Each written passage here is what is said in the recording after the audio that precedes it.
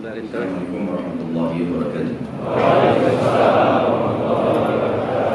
Alhamdulillah, kalimat puja dan puji kita selalu terucapkan dari lisan dan selalu tergambarkan dengan keyakinan dalam hati, selalu teraplikasikan dengan anggota tubuh pada zat yang mulia, karena semua nikmat dari kesehatan, makanan, minuman, dan apapun yang kita butuhkan untuk ada kehidupan yang terlalu ini, puncaknya adalah keislaman dan keimanan, itu akan terjaga, bahkan ditambah oleh Sang Pencipta Allah dengan memujinya. Alhamdulillah.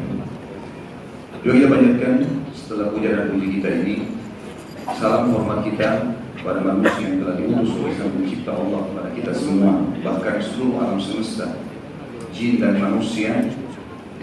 Manusia yang paling layak untuk dijiplak hidupnya, dijadikan sebagai suri tauladan, dan siapapun yang menjadikannya sebagai suri tauladan pasti akan bahagia, tenteram, akan mendapatkan solusi-solusi dari masalah selama dia hidup di muka bumi ini, solusi yang terbaik, dan juga akan menang dari musuh-musuhnya, sebagaimana tergambarkan dalam kehidupan manusia terbaik ini. Dan mengucapkan salam hormat sekali saja pada manusia terbaik ini akan dibalas oleh Allah 10 kali tambahan rahmat atau karunia. Maka sangat wajar kalau kita selalu membacakan salawat dan taslim kepada Nabi besar Muhammad sallallahu alaihi wasallam. Bagaimana puasanya Ramadan? Sudah puasa semua belum? Matanya, telinga, tangannya, kakinya. Sudah? Ya Allah, saksikan. Buat pengakuan sendiri. Insya Allah semua dijaga ya. Berusaha maksimal dan Allah akan memberikan sesuai dengan kadar juhud atau upaya seseorang. Baik, seperti biasa teman-teman sekalian, waktu yang penuh dengan berkah ini di bulan Ramadan, dan untuk yang kesekian kalinya kita membahas sejarah manusia-manusia terbaik yang sulit untuk diukir dengan tinta, sulit juga untuk digambarkan dengan kata-kata bagaimana kehebatan-kehebatan manusia-manusia terbaik ini. Para sahabat Nabi Muhammad sallallahu alaihi wasallam ridwanullahi alaihim. Alhamdulillah, ini yang kesekian puluhnya, dan hari ini kita akan masuk kepada seorang tokoh yang sangat luar biasa yang mendapatkan julukan pemilik rahasia Rasulullah sallallahu alaihi wasallam, Hudzaifah ibn Yaman radhiyallahu anhu. Hudzaifah bin Yaman, teman-teman, Hudzaifah memiliki ayah bernama Al-Yaman. Yaman sebenarnya julukan, dan nama Al-Yaman adalah Husain. Husain ini nama ayahnya lagi Jabir, jadi nama Hudzaifah bin Husain bin Jabir, berasal dari suku asli orang Mekah. Hanya saja sebelum Islam pernah terjadi permasalahan antara ayahnya Hudzaifah ini Husain dengan suku Arab yang lain di Mekah. Dia membunuh salah satunya, kemudian dia melarikan diri ke Madinah dan berlindung di Madinah, dinaungi oleh dua suku Arab namanya Aus dan Khazraj, yang nanti setelah Islam dikenal dengan Ansar. Dan asli mereka Aus dan Khazraj adalah orang Yaman. Maka gara-gara dia berlindung dan dilindungi di Madinah dinamakan Al-Yaman, maksudnya orang-orang yang dilindungi oleh orang-orang Yaman. Itu asal nama Al-Yaman ayahnya, tapi namanya sebenarnya Husain. Cuma sudah masyhur dengan Hudzaifah bin Yaman radhiyallahu anhu majma'in. Tentu dia dengan ayahnya adalah Muslim, dan ayahnya termasuk salah satu orang yang mati syahid nantinya yang kami kita sampaikan di perang Uhud. Ya. Ibunya pun masuk Islam dan dia adalah asli penduduk Madinah. Terus kalau masalah istrinya, saya belum menemukan nama secara pribadi menurut keterbatasan ilmu saya. Semoga teman-teman bisa dapatkan dari sumber yang lain. Tapi anak-anaknya saya temukan adalah Abdullah. Mungkin belum punya beberapa orang anak, tapi ini yang sangat masyhur, yang beliau diberikan julukan dengan Abu Abdillah. Hudzaifah bin Yaman ini teman-teman sekalian, ibunya bernama Rabah binti Ka'ab al-Ash'ariyah, ya. Ini juga dari asli Madinah tentunya. Beliau memberikan atau mendapatkan beberapa julukan dalam Islam, dan akan kita rincikan masalah itu. Pertama, memegang rahasia Rasulullah SAW. Juga beliau terkenal dengan orang yang menyatukan umat Islam dengan mushaf yang satu atau Al-Quran yang satu. Di sana Utsman bin Affan, ada orang yang nanti akan saya ceritakan masalah itu.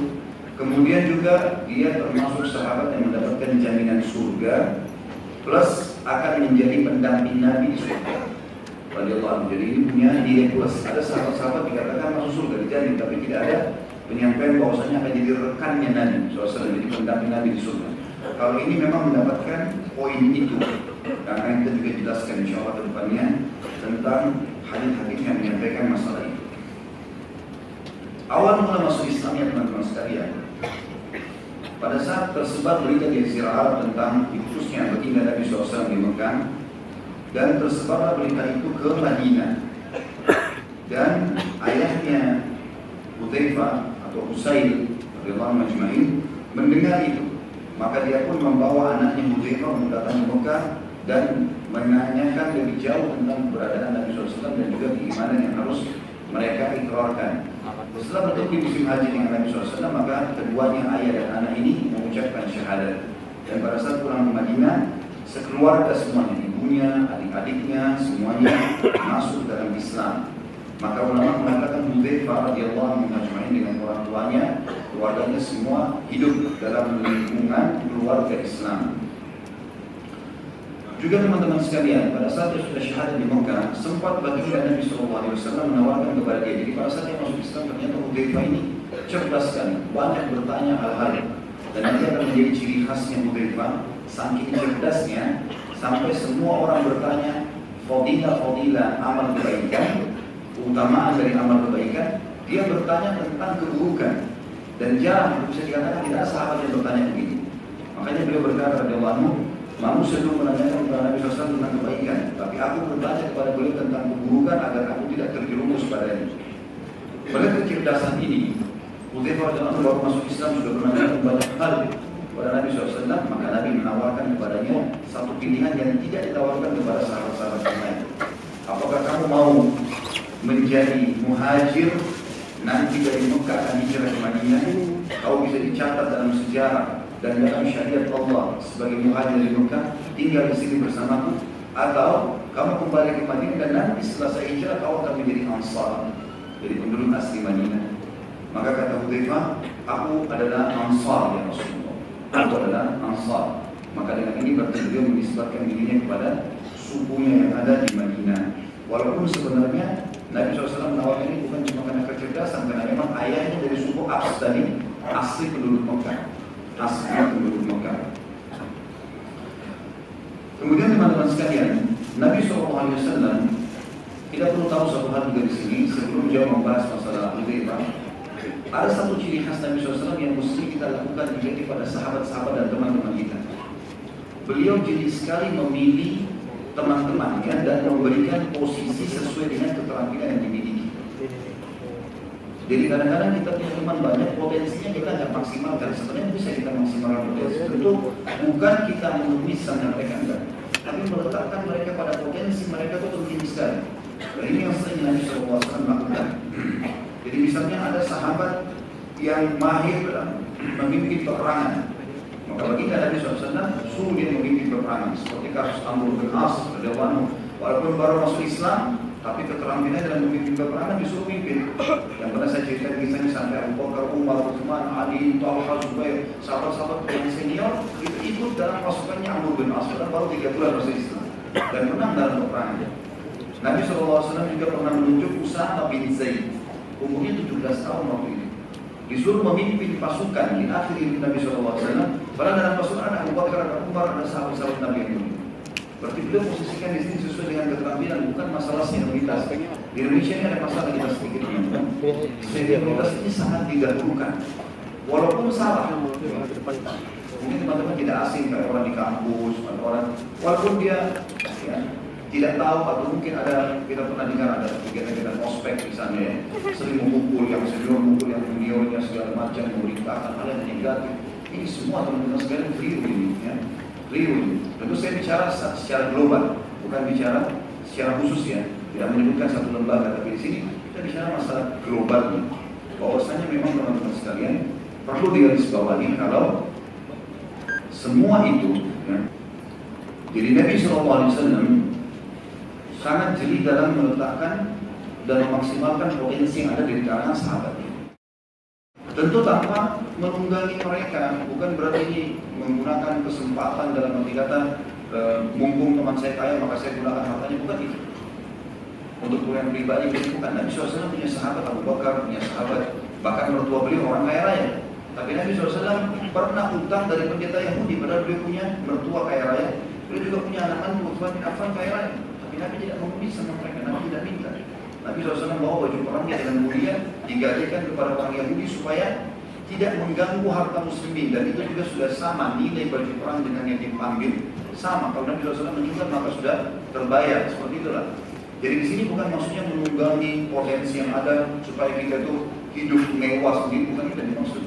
Dari sini adalah bagaimana meletakkan mereka pada posisinya. Sama tadi kasus-kasus pemimpin perang ya.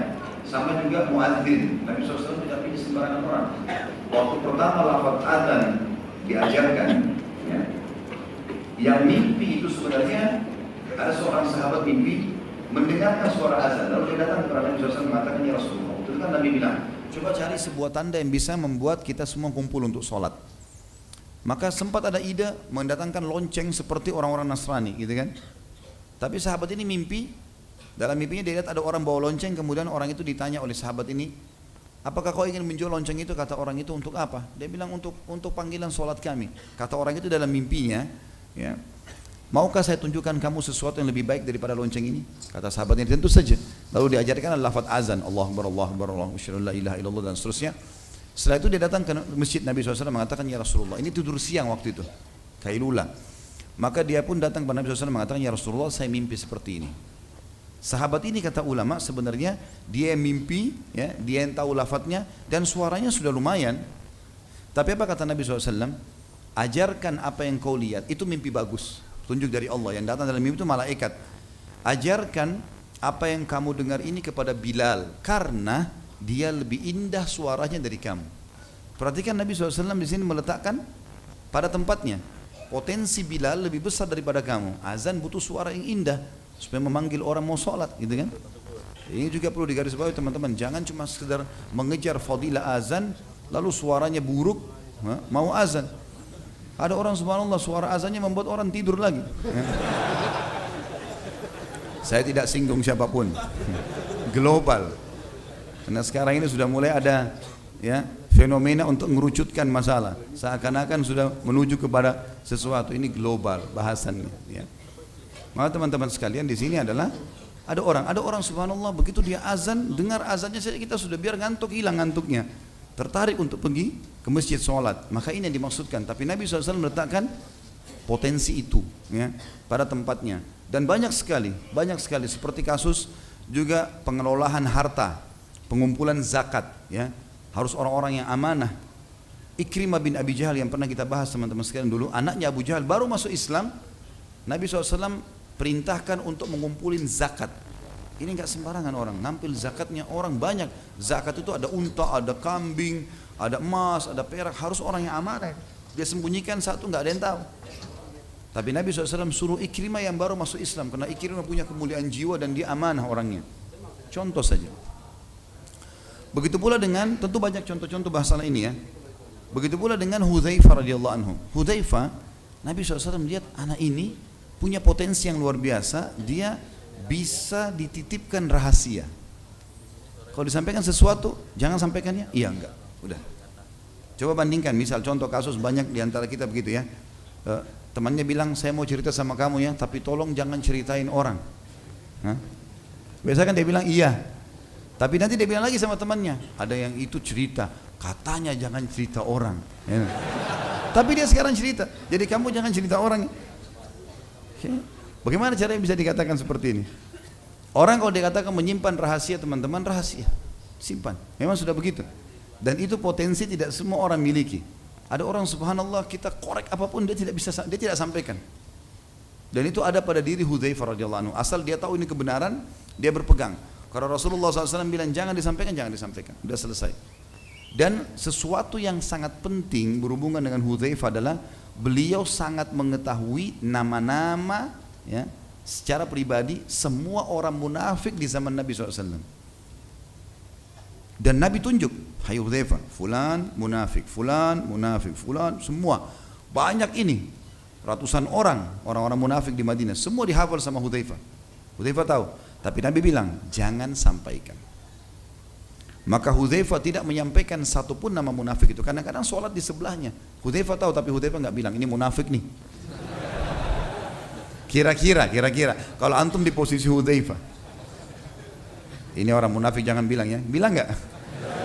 Jujur. Sampai Umar bin Khattab pernah datang bertanya, hai Hudzaifah, apakah saya dihitung sama Nabi termasuk orang munafik? Umar bertanya, karena Nabi nggak sampaikan. Padahal Umar itu mertua Nabi kan. Nabi nggak sampaikan. Kata Hudzaifah, tidak. Dan demi Allah mulai hari ini saya tidak akan sampaikan kepada siapapun. Kalau ada lagi yang nanya seperti kamu, saya nggak mau bilang lagi. Kata Hudzaifah. Jadi beliau luar biasa. Jadi nama-nama orang munafik yang makarnya sangat berbahaya dalam Islam itu disampaikan oleh Nabi SAW hanya kepada satu orang, Hudzaifah radhiyallahu anhu. Yang lain tidak disampaikan oleh Nabi SAW. Dia tahu semuanya. Dan termasuk orang yang Rasulullah SAW tugaskan untuk memata-matai para munafikin itu. Datangi tempat mereka, ini rumah mereka, lihat apa yang mereka lakukan, laporkan ke saya. Itu luar biasa, perilaku yang tidak semua sahabat lakukan. Karena ini tidak gampang ya.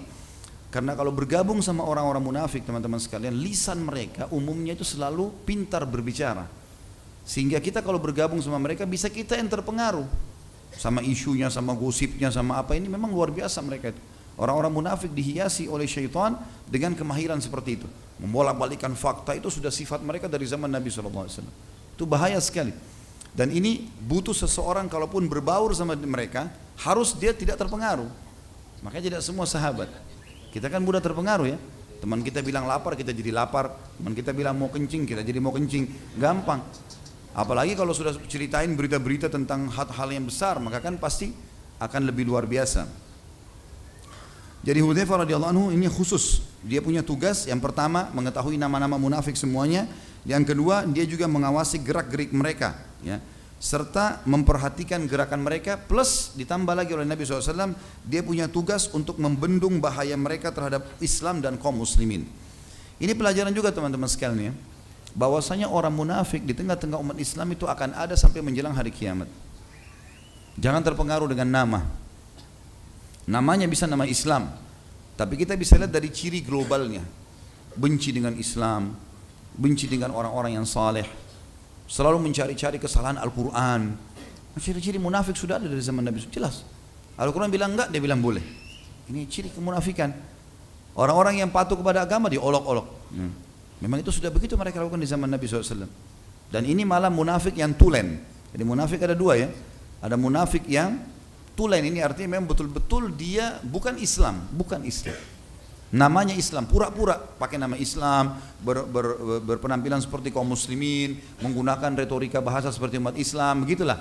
Hafal beberapa ayat, tapi dia seperti Abdullah bin Abi Salul di zaman Nabi SAW. Jelas, satu Madinah tahu kalau dia orang munafik. Cirinya dari mana? Selalu begitu. Kalau Nabi SAW berikan instruksi A, dia bilang enggak. Nabi bilang medan jihad, panas, enggak usah jihad. Sedekah, ini orang riak nih, sengaja supaya orang tidak sumbang gitulah. Dia selalu masuk ke muslimin untuk menghadang perbuatan baik itu. Sampai orang-orang munafik di Madinah yang tulen ini kadang-kadang kalau ada waktu Nabi SAW panggil perang Tabuk, ayo perang, jihad. Ada Nabi SAW bilang bersedekahlah. Ada sahabat datang bawa banyak sekali harta. Tidak disebutkan nama orang ini, tapi harta banyak sekali dibawa. Orang-orang munafik ada di situ. Bagaimana caranya supaya mereka mengkanter jihad ini atau minimal mengurangi potensinya? Gitu kan? Maka dia bilang, mereka saling bisik tapi sengaja. Mereka nyebar di majelisnya Nabi SAW, lalu mereka sebarin apa? Ini orang riak nih. Ya, ini orang riak, ini bawa-bawa harta banyak begini. Padahal orang itu ikhlasnya datang. Dan tersebar di antara muslimin tidak sedikit mereka terpengaruh dengan gosip seperti itu. Oh iya mungkin riak nih, benar nih. Akhirnya orang jadi gibah, berdosa. Itu perilaku yang mereka tunjukkan. Tidak lama kemudian sahabat ini kan dia tidak dengar. Sahabat ini kemudian jalan. Ada sahabat lagi datang bawa cuma satu piring kecil kurma. Dia nggak punya kecuali itu, gitu kan? Lalu dia mengatakan, ya Rasulullah, ini yang saya punya. Nabi SAW terima. Munafik ini bicara lagi dalam majelisnya Nabi SAW. Tapi mereka pintar ya, sebar, menyebar. Sana ada, di sana ada, di sana ada, seperti itu. Jadi ini bukan mustahil mereka lakukan di majelis-majelis kita. Mereka ada, nyebar. Saya nggak bilang di sini, insya Allah ada. Kalau ada itu urusan dia sama Allah, gitu kan.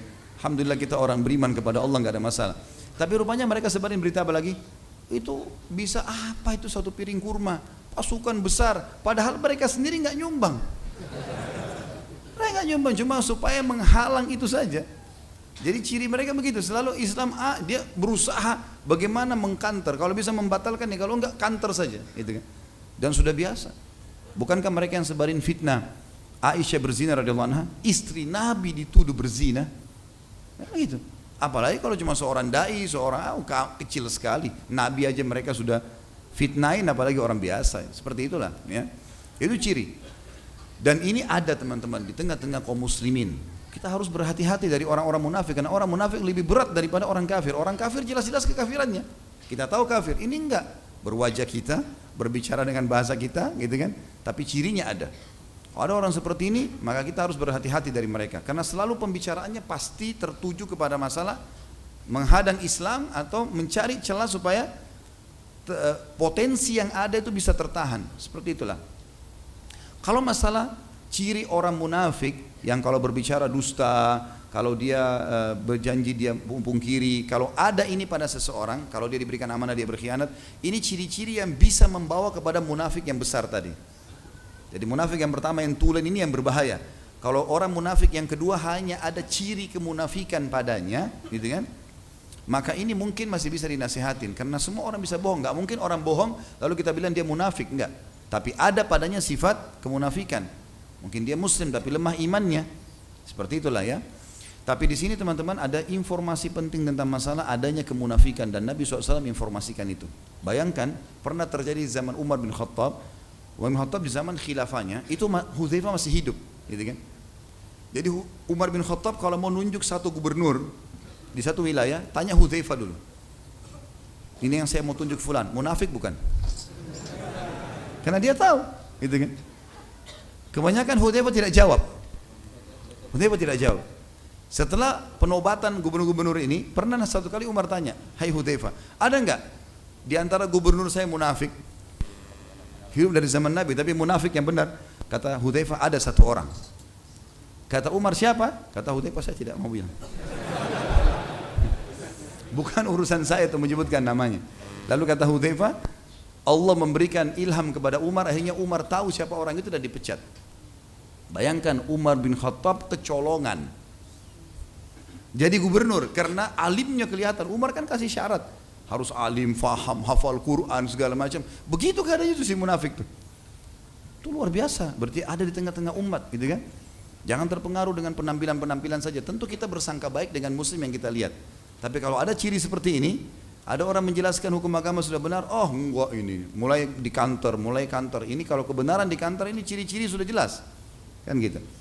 Dan ini penting teman-teman sudah diketahui. Dan penting juga yang lainnya adalah, kalaupun kita tahu orang munafik, pelajaran yang diajarkan baginda Nabi SAW kepada Hudzaifah dan kepada kita semua, bukan untuk diekspos. Walaupun kita tahu, bukan berarti kita ekspos nih munafik nih begini-begini, enggak. Tidak usah kita ekspos, karena memang Nabi SAW suruh jaga. Padahal waktu itu Nabi kan bisa bilang, ini orang munafik nih semua, si fulan, si fulan, si fulan, si fulan, keluarkan dari Madinah, bisa saja. Bersihkan Madinah dari mereka, tapi enggak. Kenapa Nabi SAW suruh tetap tinggal? Karena mereka walaupun ada keburukan, masih bisa dianggap mad'u. Masih bisa dianggap orang yang boleh didakwahi. Karena banyak diantara orang munafik di zaman Nabi SAW yang sadar. Yang sadar setelah ikut berperang dengan Nabi SAW, setelah ikut dalam majelis beliau. Walaupun ada diantara mereka yang tidak sadar, memang jelas-jelas seperti itu. Ini pelajaran teman-teman sekalian yang perlu kita ambil. Kita masuk teman-teman sekalian ke masalah potensi yang ada pada Hudzaifah bin Yaman. Selain rahasia yang Nabi SAW simpankan kepada dia, khususnya para orang munafik, juga beliau adalah sahabat yang paling faham tentang hadis-hadis fitan, hadis fitnah yang akan terjadi setelah meninggalnya baginda Nabi SAW. Ya. Contoh misalnya, pernah Umar bin Khattab memanggil Hudzaifah lalu berkata, "Hai Hudzaifah, hadis-hadis tentang fitnah yang akan terjadi di tengah-tengah umat. Karena zaman Umar kan Islam kuat sekali, luar biasa gitu. Kata dia, hai Hudzaifah, apa pintunya fitnah itu? Pintunya apa? Gitu kan? Kata Hudzaifah, Anda pintunya hai Amirul Mukminin. Anda pintunya. Lalu kata Umar, pintu itu akan dirusak atau cuma dibuka? Kata Hudzaifah, akan dirusak. Kata Umar, kalau begitu tidak akan pernah bisa diperbaiki. Waktu itu banyak orang dengar tapi nggak faham pembicaraan dua orang ini. Sekarang setelah berkembang waktu segala macam, ulama banyak yang menanggapi ternyata Allah membukakan kepada kita apa maksud dua orang sahabat berbicara ini. Umar bin Khattab tanya, fitnah-fitnah yang Nabi bilang muslimin akan saling membunuh, banyak korban, apalah segala macam, tanda-tanda kiamat akan keluar. Itu kapan mulai terjadi? Pertanyaan Umar, siapa pintunya atau di mana pintunya? Maksudnya kapan dia mulai terjadi? Kata Hudzaifah, Anda pintunya. Maksudnya selama Anda hidup nggak ada fitnah itu. Berarti Umar pintunya radhiyallahu anhu. Memang di zaman Umar nggak ada.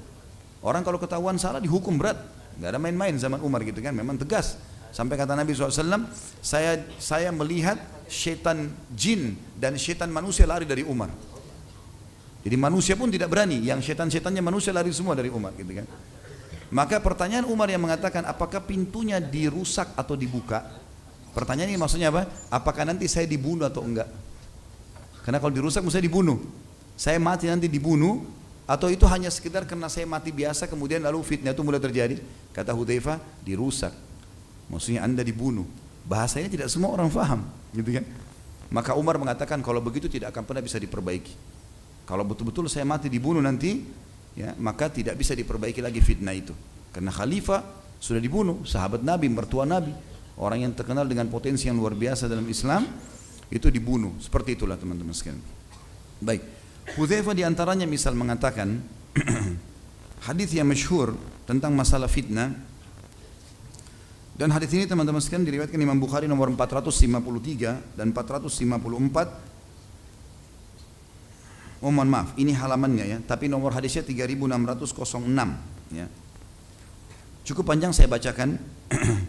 Dari Hudzaifah radhiyallahu anhu ia berkata, "Kana an-nasu yas'aluna Rasulullah sallallahu alaihi wasallam 'anil khair wa kuntu as'aluhu 'anil syarri makhafata an yudrikani. Faqultu ya Rasulullah, inna kunna fi jahiliyatin wa syarr. Faja'ana Allah bihadha al-khair. Fahal ba'da hadha al-khairi min syarr?" Qala na'am. Qultu wa hal ba'da hadha asy-syarri min khair? Qala na'am. Wa fihi dakhan. Qultu wa ma dakhnu? Qala qaumun yahduna bighairi hadi ta'rifu minhum wa tunkir. Qultu fa hal ba'da hadha al-khairi min syarr? Qala na'am. Du'atun ila abwabi jahannam man ajabahum kadzafuhu fiha. Qultu ya Rasulullah sifhum lana. فقال هم من جلدتنا ويتكلمون بألسنتنا. قلت فما تأمرني إن أدركني ذلك؟ قال فاعتزل تلك الفرق كلها ولو أن تعضى بأصل الشجرة حتى يدركك الموت وأنت على ذلك. Terjemahannya, orang-orang banyak berkata, kata Hudzaifah radhiyallahu anhu, orang banyak bertanya kepada Nabi SAW tentang kebaikan, sedangkan aku bertanya kepada beliau tentang keburukan karena khawatir akan menimpahku. Aku berkata, wahai Rasulullah, dulu kami dalam masa jahiliyah sebelum Anda diutus, dan keburukan ya, masa jahiliyah itu bodoh sekali, tidak ngerti hukum dengan Allah, tidak tahu Allah siapa. Kemudian kami keburukan banyak kami lakukan, makan bangkai, berzina, membunuh anak dan seterusnya.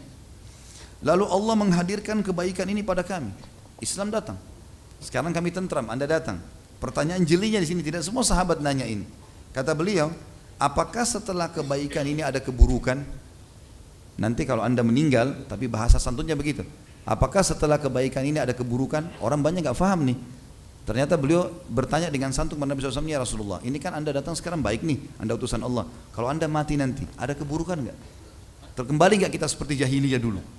Mulai saling bunuh, mulai segala macam, berbuat segala macam ini, sembah berhala. Maka kata Nabi SAW, ya Aku bertanya lagi, artinya akan terjadi itu setelah Nabi SAW meninggal. Apakah setelah keburukan itu ada kebaikan? Kalau setelah terjadi nanti, apakah masih ada orang yang akan perbaiki keadaan supaya kembali kepada sunnah Anda? Beliau menjawab, iya. Namun di sana ada kabutnya. Jadi setelah terjadi fitnah, kemudian kembali lagi kebaikan. Lalu kata Nabi SAW, tapi pada saat itu ada kabutnya. Kata Hudzaifah, apa kabut itu ya Rasulullah? Beliau menjawab, suatu kaum yang mengambil selain petunjukku, engkau menerima dan mengingkari perbuatan mereka. Ya. Artinya ada orang yang mengaku Islam nanti, tapi mereka tidak mau ambil petunjuk dari aku. Ini sudah banyak untuk kita tahu dari perbuatan bid'ah-bid'ah yang terjadi. Mereka tidak mau, Rasulullah tidak kerjakan, pokoknya saya tidak mau tahu, saya mau kerjain. Ya sudah. Ya. Seperti itulah kurang lebih yang mereka lakukan. Di sini kata Nabi SAW, kaum yang mengambil, kaum maksudnya dari umum muslimin, yang tidak ambil ya, atau mengambil selain petunjukku, engkau menerima dan mengingkari perbuatan mereka. Kalau kau dalam keadaan sunnahku, kau akan memungkiri perbuatan mereka. Aku bertanya, apakah setelah kebaikan itu ada keburukan? Setelah saya nanti mengingkari keburukan mereka itu, kemudian kebaikan mulai lagi tersebar, apakah ada keburukan lagi setelahnya? Kata Nabi SAW, iya, akan tersebar para penyeru ke pintu-pintu Jahannam atau dai-dai yang memanggil kepada neraka Jahannam. Siapa yang menjawab seruan mereka, maka mereka akan melemparkan penyeru itu, yang ikut itu, ke dalam api neraka. Aku berkata, wahai Rasulullah, jelaskan ciri-ciri mereka kepada kami. Siapa yang dianggap oleh Nabi SAW itu dai-dai yang membawa kepada neraka Jahannam? Beliau bersabda, mereka dari kalangan kita. Sebagian ulama hadis mengatakan turunan Arab atau dari kalangan muslimin. Dan berbicara dengan bahasa kita, seperti cara-cara umat Islam berbicara. Aku bertanya, apa yang anda perintahkan jika aku mendapati zaman itu? Maka beliau menjawab, hendaklah engkau berpegang kepada jamaah kaum muslimin dan imam mereka. Artinya ikuti mayoritas kaum muslimin, jangan ikut-ikutan dengan kelompok-kelompok ini. Aku bertanya, bagaimana jika mereka tidak mempunyai jamaah dan imam? Kalau seandainya saya mau ikut jemaah muslimin tapi tidak ada, mayoritasnya tidak ada, tidak terbentuk, tidak ada pemimpin yang memimpin mereka. Beliau menjawab, jauhi kelompok-kelompok tersebut semuanya, sekalipun engkau harus menggigit akar pohon sampai kematian menjemputmu, sementara engkau senantiasa demikian. Maksudnya adalah teman-teman sekalian tetap berpegang pada sunnahku, karena tadi kan dikatakan akan mengikuti selain petunjukku, itu cirinya. Maka kalau terjadi orang-orang yang jauh dari petunjuk baginda Nabi SAW, kita harus hindari semua kelompok-kelompok itu. Sebagian ulama yang mengatakan mereka adalah turunan Arab, munculnya di Jazirah Arab orang-orang yang akhirnya membawa pemahaman-pemahaman yang menghalalkan darah muslimin, ya, seperti sekarang banyak sekali, gitu kan? Mereka menghalalkan boleh membunuh sama umat Islam yang tidak sefaham dan segala macam, atau mengkafirkan, ya, tanpa ada hujjah atau argumentasi yang jelas. Ini semua termasuk dalam penyampaian tadi. Hadis yang lain, Hudzaifah radhiyallahu anhu juga menyampaikan, hadis riwayat Imam Muslim nomor 2891, dan Imam Ahmad juga meriwayatkan nomor 388 dan 407. Hudzaifah radhiyallahu anhu berkata, wallahi inni la'alamun nasi bi kulli fitnatin hiya kainatun fima baini wa bainas sa'ah. Demi Allah, sesungguhnya aku adalah orang yang paling mengetahui setiap fitnah yang terjadi, yang ada di antara aku dan hari kiamat. Artinya Hudzaifah radhiyallahu anhu mengetahui semuanya, tidak terkecuali, dan saking cerdasnya, hafalannya kuat sampai beliau tahu satu persatu kejadian. Bahkan sebagian ulama hadis mengatakan beliau mengetahui kapan terjadi, waktunya. Fitnah ini dulu, baru fitnah ini, bagaimana prosesi terjadi, bagaimana keluar dari fitnah itu, ya, berapa besar efeknya nanti fitnah yang keluar datang, dan seterusnya, seperti itulah. Dan beliau mengatakan antara aku dan sampai hari kiamat, maksudnya antara di zaman Nabi SAW sampai hari kiamat, semua beliau tahu. Dan ini teman-teman pelajaran juga di sini, kalau bolehnya seseorang yang menguasai sebuah bidang dan dia mengatakan, atau keterampilan dia mengatakan saya ahlinya. Misal mati lampu, kemudian dibutuhkan siapa nih yang bisa, kita tanyain misalnya, ada satu orang ikhwan mengatakan, oh saya tahu, saya ahlinya di bidang listrik itu. Kemudian dia coba menunjukkan keterampilannya itu. Ini dibolehkan. Seperti juga dalam peperangan Nabi SAW bertanya, kalau ada musuh yang mengajak duel, siapa yang mau duel, maksudnya siapa yang punya keterampilan untuk ini, tidak usah semuanya maju. Ada orang subhanallah berani pada saat rame-rame, ya.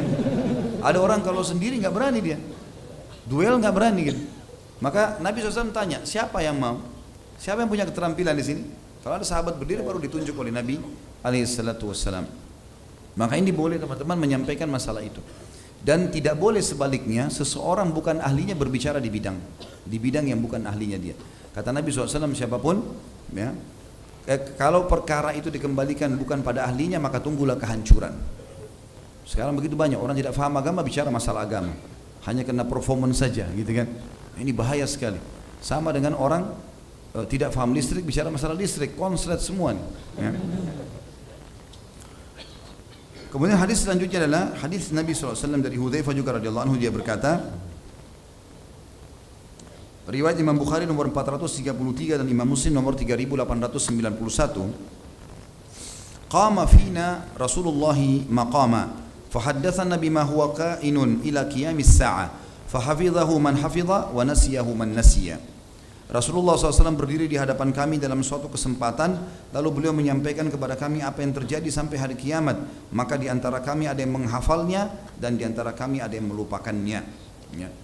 Tentu Imam Adz-Dzahabi sini menanggapi, sebenarnya Imam Adz-Dzahabi mengatakan rahimahullah, pemilik kitab Al-Kabair yang juga sudah kita bahas bukunya, salah satu ulama hadis, beliau mengatakan dimaksud sini Nabi SAW berdiri sehari adalah Nabi sampaikan apa yang perlu disampaikan pada hari itu. Tapi bukan berarti semua kejadian yang akan terjadi secara berurut. Ya, kalau yang berurut ini Nabi SAW sampaikan khusus kepada Hudzaifah bin Yaman radhiyallahu anhum ajma'in. Dalam riwayat lain dari Za'zan, ya, rahimahullah, salah satu tabi'in, bahwasanya Ali bin Abi Thalib ditanya tentang Hudzaifah radhiyallahu anhu, maka dia berkata, dia mengetahui orang-orang munafik dan bertanyalah kepadanya tentang perkara-perkara sulit, karena jika kalian bertanya kepadanya niscaya kalian akan mendapatinya sebagai orang yang berilmu. Ini kedudukan orang yang berilmu teman-teman sekalian, ya. Yang punya potensi kecerdasan ini penting diarahkan kepada agama. Hafal, belajar, ajarkan kepada umat ini, selamatkan umat dari masalah-masalah yang berbahaya.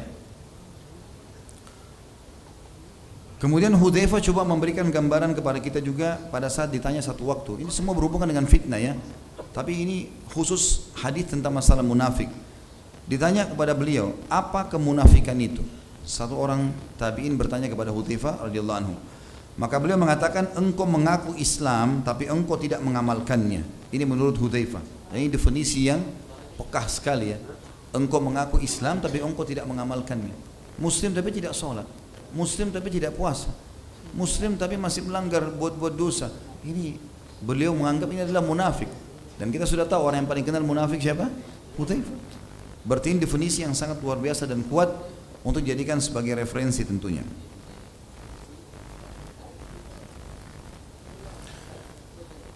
Nabi SAW teman-teman sekalian pernah memohon ampun untuk Hudzaifah radhiyallahu anhu dalam kehidupan beliau, ya, bersama dengan ibunya.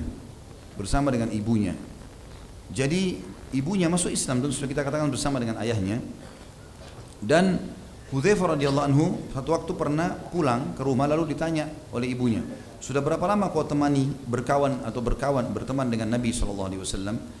Maka Hudzaifah mengatakan, sejak saat ini dan itu. Lalu ibuku menyalahkanku dan mencelaku, lalu aku berkata kepadanya, biarkan aku. Maksudnya ibunya mengatakan, kenapa cuma sekian waktu kau habiskan waktu sama Rasulullah, mestinya lebih lama. Ibunya ingin lebih banyak belajar gitu kan. Maka kata Hudzaifah, biarkan aku ibu, aku akan tanya ini kepada Nabi SAW, apakah waktu yang kuluangkan sudah cukup atau tidak. Lalu kemudian kata Hudzaifah, aku pun mengikuti Nabi SAW sholat maghrib berjamaah. Setelah itu ya, orang-orang sudah mulai berpisah dengan Nabi SAW karena Nabi SAW pulang ke rumahnya, ya. Jadi antara maghrib isya beliau pulang ke rumahnya dan aku pun mengikutinya, ya. Maaf, dalam riwayat begini, beliau sholat maghrib bersama para sahabat, lalu beliau duduk di masjid, pulang setelah sholat isya. Tadi saya keliru ya. Kemudian aku pun mengikutinya, kata Hudzaifah. Setelah itu ada seseorang yang lewat, ya. Jadi tinggal Nabi SAW dan Hudzaifah di belakangnya, tidak ada orang lain. Hudzaifah sebagai adab seorang murid kepada gurunya, maka dia tidak langsung memotong sementara lagi jalan. Dia tunggu kapan berhenti. Nabi SAW berhenti, sudah dekat rumahnya, baru Hudzaifah bertanya. Waktu lagi sementara menuju ke rumah Nabi SAW dan Nabi SAW tahu ada Hudzaifah di belakang, maka lewat seseorang mengucapkan salam kepada Nabi SAW. Nabi jawab salamnya, dan orang itu pergi. Baru Nabi SAW berhenti di depan pintu rumahnya. Hudzaifah lalu ditanya oleh Nabi SAW, ada apa wahai Hudzaifah? Kenapa kamu ikut seperti ini? Dia ceritakan, ya Rasulullah, sesungguhnya aku punya masalah dengan ibuku, masalah sederhana tadi. Ibuku menganggap potensi waktu yang aku gunakan untuk anda masih kurang, dan akhirnya beliau menyalahkanku. Aku datang untuk anda beristighfar kepada Allah untukku dan untuk ibuku. Kata Nabi SAW, hai Hudzaifah, apa kau tahu tadi siapa yang mengucapkan salam kepada aku itu? Kata Hudzaifah, tidak ya Rasulullah. Kata Nabi SAW, itu malaikat yang turun belum pernah turun sebelumnya, khusus meminta izin kepada Allah untuk menyampaikan kepadaku sesuatu.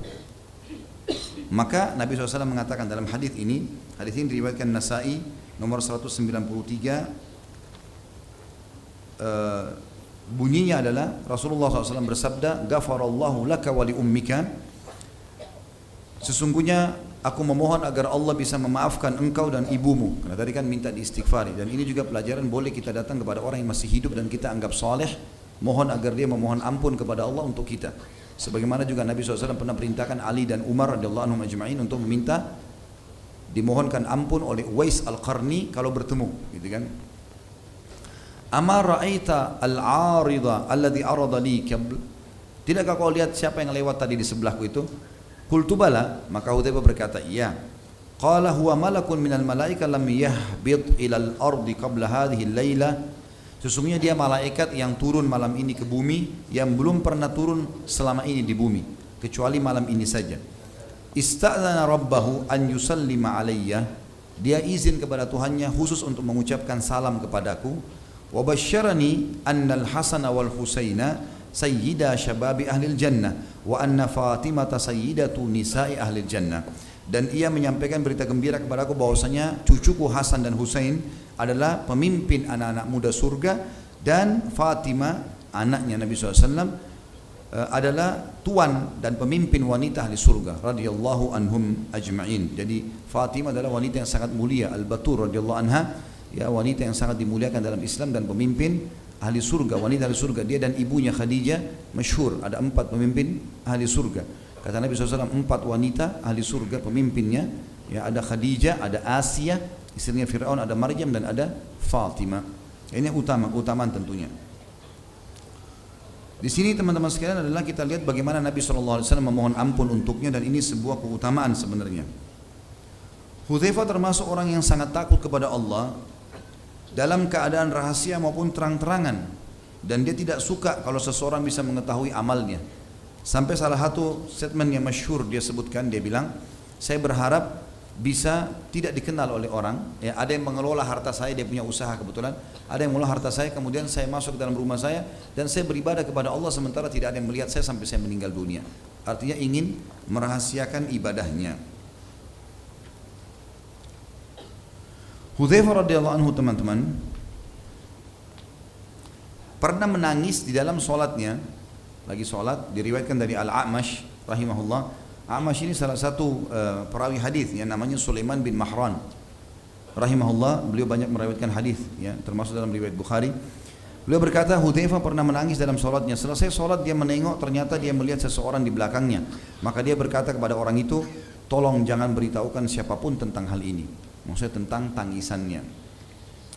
Hudzaifah sempat tidak hadir teman-teman di perang Badar, padahal beliau penduduk Madinah, dan perang Badar perang mulia, mestinya dia hadir, tapi ada rahasianya. Disebutkan dalam riwayat teman-teman sekalian, dan riwayat ini riwayatkan Imam Muslim nomor 1778.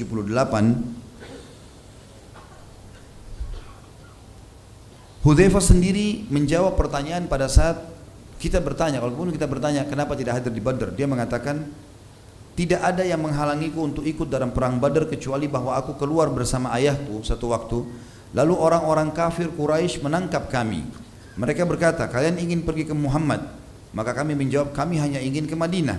Maka mereka mengambil janji kami bahwa kami ingin Madinah dan tidak berperang bersama Nabi SAW. Kemudian aku mengatakan hal itu kepada Nabi SAW.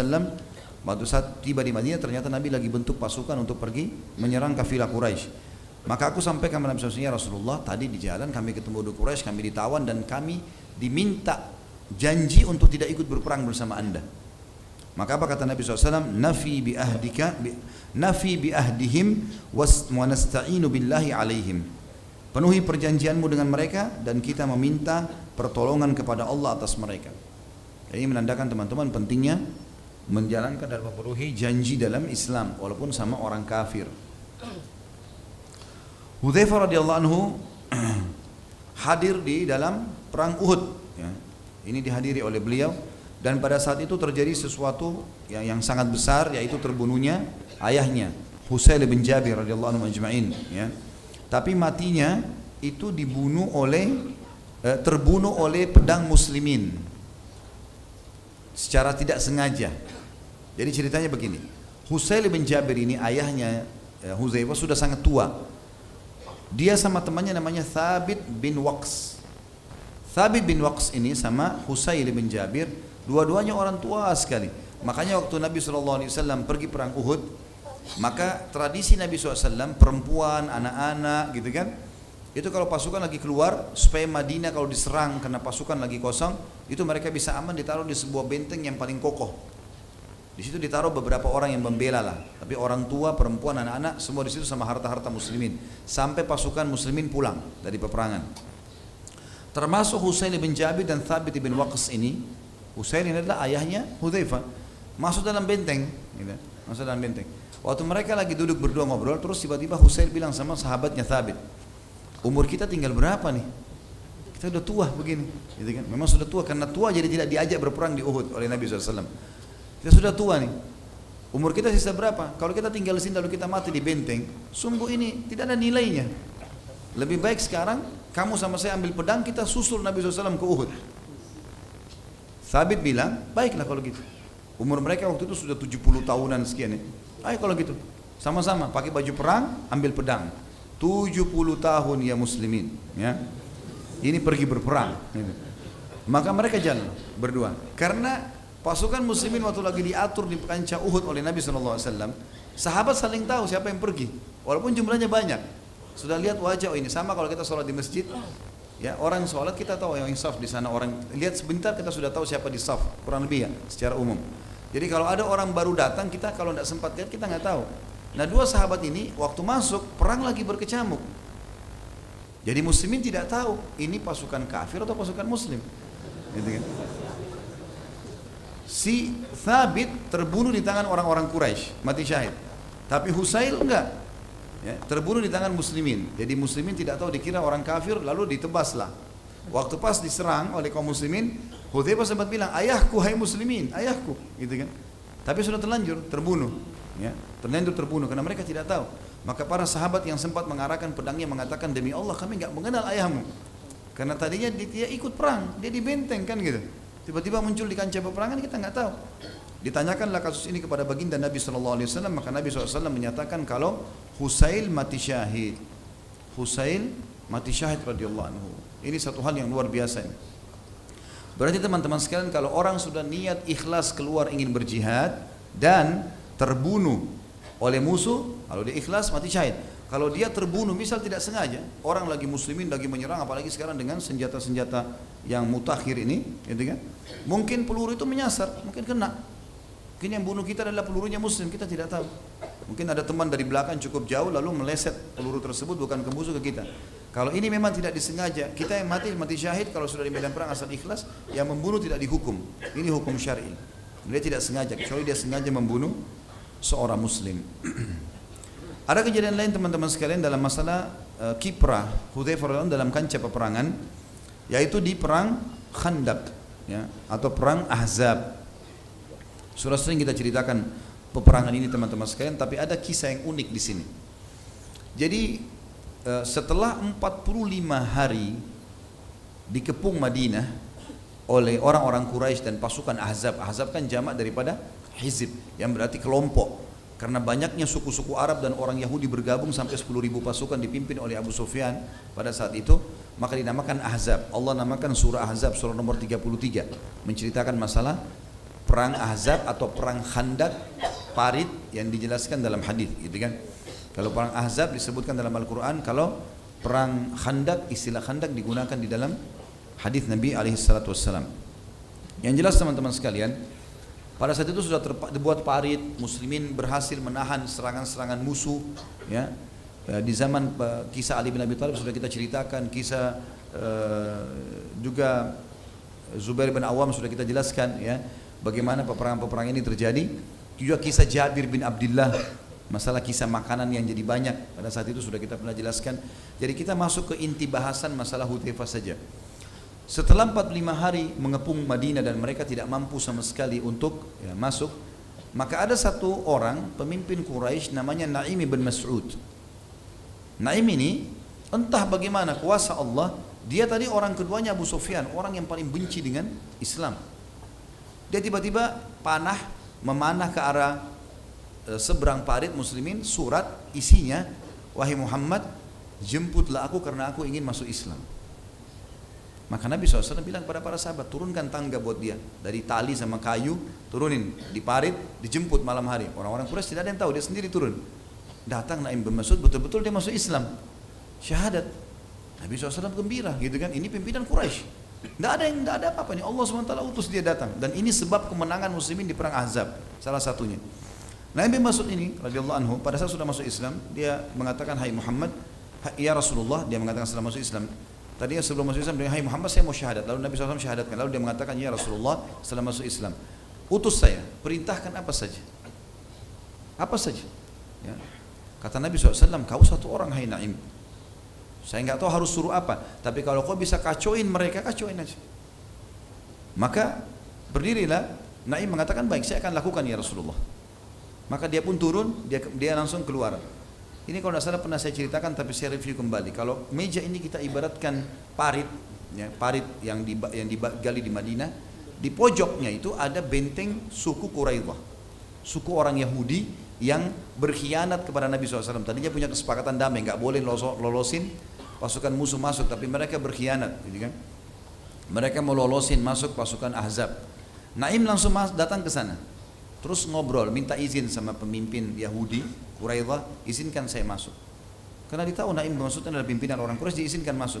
Dia bilang, saya mau kumpul sama tokoh-tokoh kalian. Ngumpullah dengan tokoh-tokoh orang Yahudi. Lalu kata Naim, hai orang-orang Quraidah, kira-kira kalau orang-orang Quraisy pulang tinggalin kalian akan selamat dari serangan Muhammad? Kalian kan sekarang merasa kuat karena ada mereka. Sekarang saya lihat kejenuhan di pasukan Ahzab ini besar sekali, gitu kan? Jadi tujuan Naim ingin mengacaukan mereka, gitu kan? Maka kalau mereka pergi, pasti kalian akan diserang oleh Muhammad dan kalian tidak akan punya potensi untuk melawannya. Lalu kata orang-orang Yahudi, lalu apa saranmu? Kata Naim, saran saya minta 10 orang dari tokoh Quraisy bergabung di pasukan kalian, supaya kalaupun mereka bosan jenuh, mereka nggak mungkin tinggalkan 10 pimpinannya itu. Hanya untuk bergabung dengan pasukan kalian saja, nggak usah yang lain. Mereka bilang bagus, ide yang bagus. Baiklah, Naim langsung turun dari benteng. Malam itu juga ya, malam itu. Kemudian dia kumpul kepada pasukan Quraisy secara khusus. Karena pimpinan pasukan Abu Sufyan dari Quraisy. Quraisy itu tuh jumlahnya kalau nggak salah sekitar 4.000 orang, termasuk yang besar sekali di pasukan Ahzab. Maka berkatalah Naim, hai Quraisy, kalian tahu kan? Sama tadi di Yahudi juga dia bilang itu. Kalian tahu siapa saya? Iya, tahu. Kalian tahu kebencian saya pada Muhammad? Tentu tahu. Kalian tahu ya bagaimana hubungan saya sama Quraidah? Tentu tahu. Bagus sekali hubungannya. Baik, saya melihat Quraidah telah berkhianat. Dan sebagai bukti, mereka akan meminta 10 orang dari kalian, orang-orang Quraisy, 10 orang untuk dijadikan tebusan kepada Muhammad. Seperti itu. Kata mereka, kalau itu betul terjadi, ini pengkhianatan yang besar, gitu kan? Kata orang Quraisy. Tapi Abu Sufyan jeli. Abu Sufyan itu pimpinan mengatakan, sebentar, saya pastikan dulu ke Quraidah. Lalu dia pergi ke sana, minta dibukain pintu gerbang, dibuka. Lalu Abu Sufyan kumpul. Abu Sufyan pakai strategi perang. Dia tidak bertanya apakah Naim datang segala macam, enggak. Bukan seperti kita kalau ngobrol sama teman, perang beda, gitu kan? Maka dia bilang, hai Yahudi, besok kita akan serang Madinah. Kalian dari benteng kalian, kami dari parit, dari depan parit, gitu kan?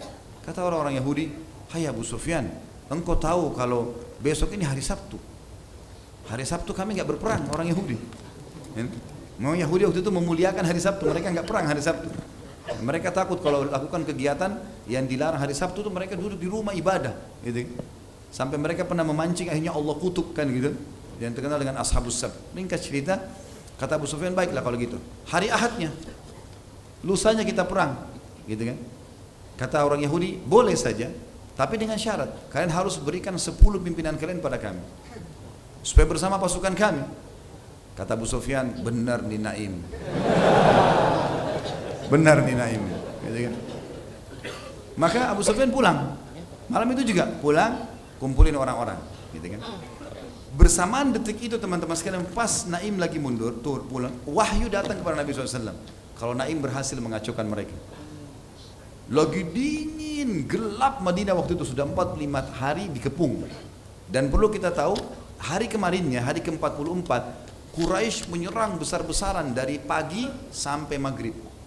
Sampai para sahabat telat sholat asar. Nabi SAW aja sholat asar di waktu azan maghrib. Pada saat itu karena mereka buat pasukan kudanya itu di bagian depan parit, mukul-mukulin kaki kudanya supaya paritnya runtuh tanah gitu kan, supaya bisa diinjak. Dari belakang itu pasukan pemanah. Dan ini 10.000 orang, banyak sekali. Maka para sahabat tersibukkan sampai Umar mengatakan, ya Rasulullah, sungguh orang-orang kafir ini sudah merepotkan kami. Saya tidak sholat asar kecuali baru saja ini, sebelum azan maghrib. Kata Nabi SAW, hai Umar, saya belum sholat. Nah, iya. Maka Nabi SAW sholat berjamaah dengan sahabat yang belum sholat pada saat itu, gitu kan? Seperti itulah. Yang jelas Nabi SAW waktu itu sahabat di malam itu lagi gelap, dingin luar biasa. Dan memang Madinah sangat dingin. Kami pernah rasakan di musim dingin pada saat kuliah di sana, itu luar biasa dinginnya, bisa sampai 5-4 derajat, dingin sekali. Yang jelas teman-teman sekalian, kata Nabi SAW kepada para sahabat, kan gelap nih. Nabi nggak suruh nyalain obor supaya musuh nggak tahu di mana posisi muslimin. Nabi cuma bilang, siapa yang bisa pergi nyebrang ke sebelah, ya, ke pasukan musuh dan membawakan informasi kepada saya, dan dia akan menjadi rekanku di surga. Bukan cuma masuk surga, jadi partnernya Nabi di surga. Saking dinginnya, gelapnya, takutnya orang-orang, kata Hudzaifah, tidak ada yang bicara. Nggak ada yang bicara, satupun. Nabi ulangi lagi, siapa yang mendatangkan informasi dari pasukan musuh kepadaku, dia akan jadi rekanku di surga. Nggak ada yang nyaut. 3 kali nggak ada yang nyaut. Ada 2 riwayat. Riwayat pertama, Nabi SAW mengatakan, Hudzaifah berdirilah. Hudzaifah dipanggil. Riwayat kedua, Nabi SAW lalu berjalan di sekitar sahabat. Kata Hudzaifah, waktu itu saya kedinginan, tidak punya penutup badan kecuali selimut istri saya yang kecil. Saya bawa ke tempat parit yang bisa menutupi cuma sampai lutut. Betis saya sampai kaki ini dingin sekali. Gitu kan? Tiba-tiba kaki Nabi SAW tersentuh di kaki saya. Lalu Nabi tanya, man, siapa ini? Kata Hudzaifah, Hudzaifah ya Rasulullah. Kata Nabi SAW, kum ya Hudzaifah, berdiri kau sekarang, kau yang tugas gitu. Jadi akhirnya Hudzaifah bilang, saya pun berdiri, gitu kan? Berdiri, karena diperintahkan oleh Nabi SAW. Maka kata Nabi SAW, pergi ke sana hai Hudzaifah, ambil informasi dari mereka, tapi jangan lakukan apapun kecuali itu saja. Ambil informasi, apakah mereka akan bubar, tidak bubar, itu saja, pulang ke sini. Jangan perang, jangan membunuh, jangan mengambil apapun, pokoknya jangan apa-apa. Baiklah, kata Hudzaifah, demi Allah waktu itu dingin luar biasa, seperti menusuk tulang-tulang. Tapi begitu saya mengiyakan, tiba-tiba badan saya jadi hangat. Saya seperti di dalam sebuah kotak yang panas, yang hangat gitu. Saya turun dari parit, saya naik ke atas, kemudian masuk ke pasukan musuh, gitu kan. Pada saat itu bersamaan Abu Sufyan balik dari tadi bentengnya Quraidah itu. Abu Sufyan di api unggunnya duduk, kemudian dia berkata kepada orang-orang, kumpullah hai pasukan, ya. Ada sesuatu yang penting yang saya ingin sampaikan pada malam ini, dan pastikan orang-orang di sebelah kalian kenal. Gitu kan. Jangan sampai musuh nyelinap. Hudzaifah ada di situ. Gitu kan. Akhirnya Hudzaifah mendengar Abu Sufyan memanggil orang-orang, gitu kan. Kata Abu Hudzaifah, saya waktu dengar suara laki-laki itu mengatakan, hai pasukan, kumpullah dan pastikan orang sebelah kalian. Saya melihat orang itu lagi menghangatkan diri di api unggun, karena dingin sekali kan. Begitu saya lihat Abu Sufyan, pimpinan orang-orang kafir nih, dia bilang, saya pun meletakkan anak panah saya di busurnya. Demi Allah kalau saya tarik mati Abu Sufyan, karena sasarannya dekat sekali. Dan panah ini dekat, pasti bisa membunuh. Tapi saya mengingat wasiat Nabi SAW, jangan buat apa-apa. Ambil informasi pulang, ini penting. Taat pada pemimpin di kancah peperangan penting. Jangan sok jagoan. Serang-serang tidak-tidak, walaupun kita punya potensi. Harus izin, gitu kan. Pasukan muslimin dulu tidak berani menyerang kecuali sudah ada izin. Sampai kadang-kadang mereka karena inginnya menyerang, mereka merayu-rayu pimpinan mereka, izinkan kami menyerang. Begitu dikatakan iya, sudah langsung menyerang, gitu. Kalau enggak bisa, melanggar ini, gitu kan. Bisa kalau mati tidak mati syahid nantinya. Maka kata Hudzaifah, orang-orang pada berkumpul semua karena kan informasi penting. Tapi Abu Sufyan bilang apa tadi? Harus kenal orang yang ada di sebelah. Tanya. Jadi orang pada tanya, siapa kamu? Siapa kamu, gitu kan? Tanya, disebutkan namanya. Hudzaifah bilang, saya bingung nih. Nanti kalau saya sebut nama saya ketahuan. Maka dia bilang, saya pegang orang di tangan kanan saya tanya, siapa kamu? Disebut namanya. Saya pegang sebelah kiri, siapa kamu? Disebut namanya. Dia bilang, saya nggak ditanya.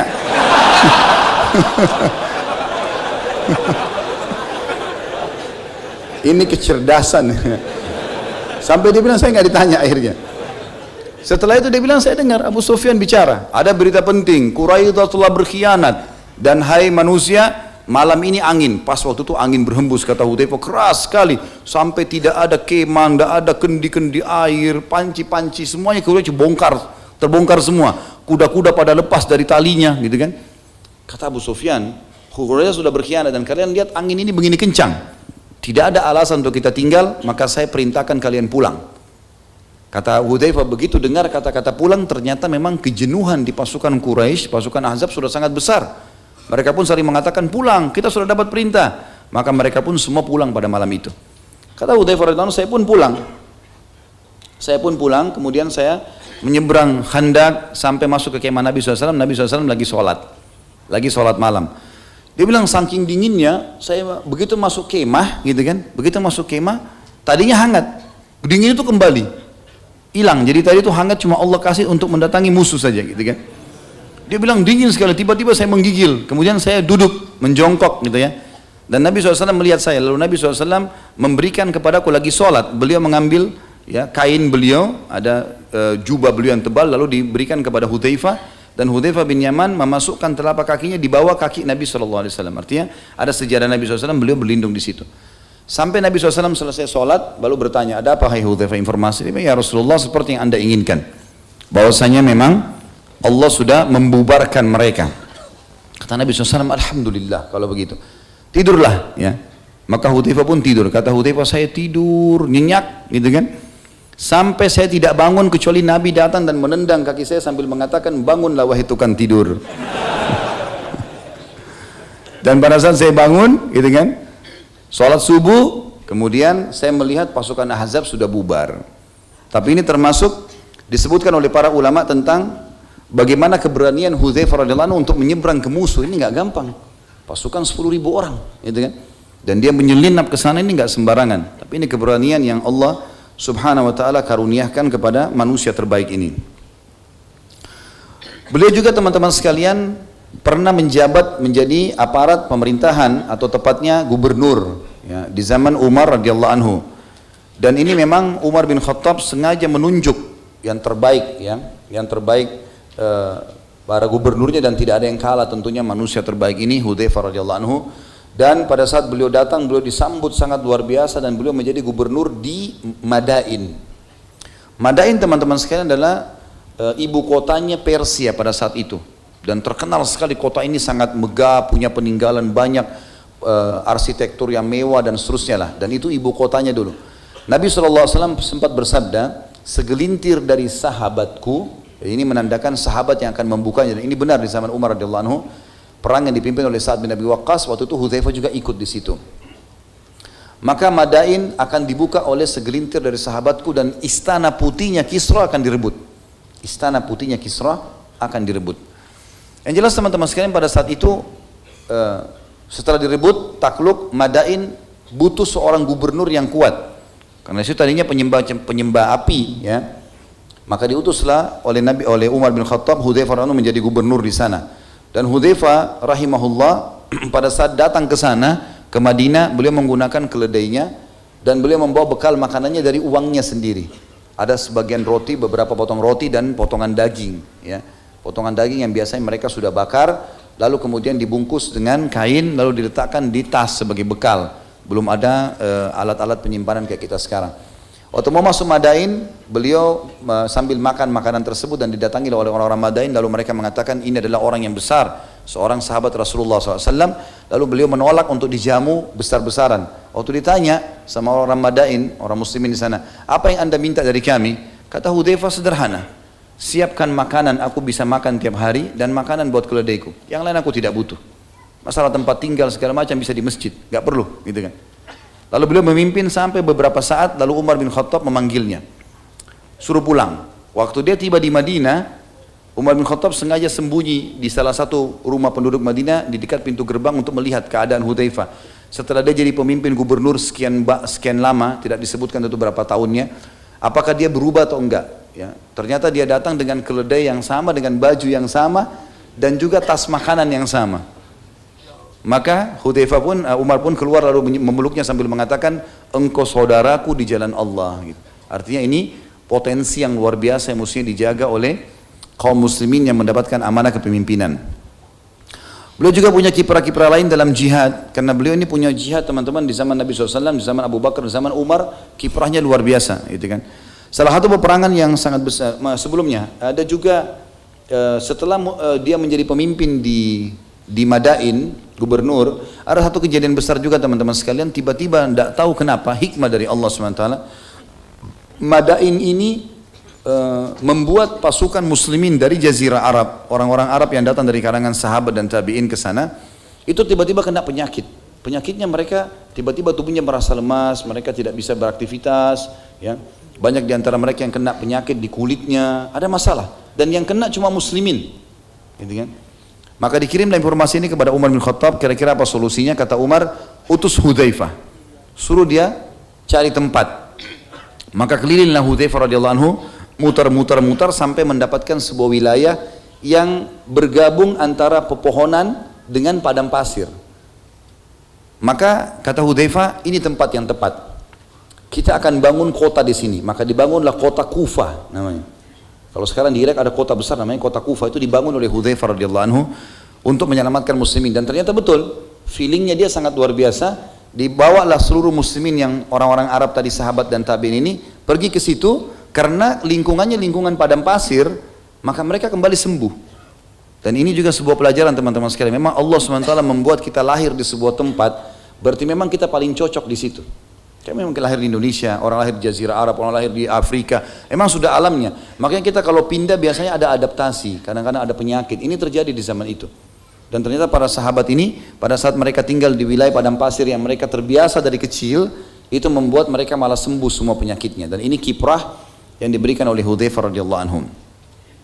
Beliau juga termasuk orang yang punya kiprah besar sekali untuk membebaskan beberapa wilayah di wilayah Rusia, ya.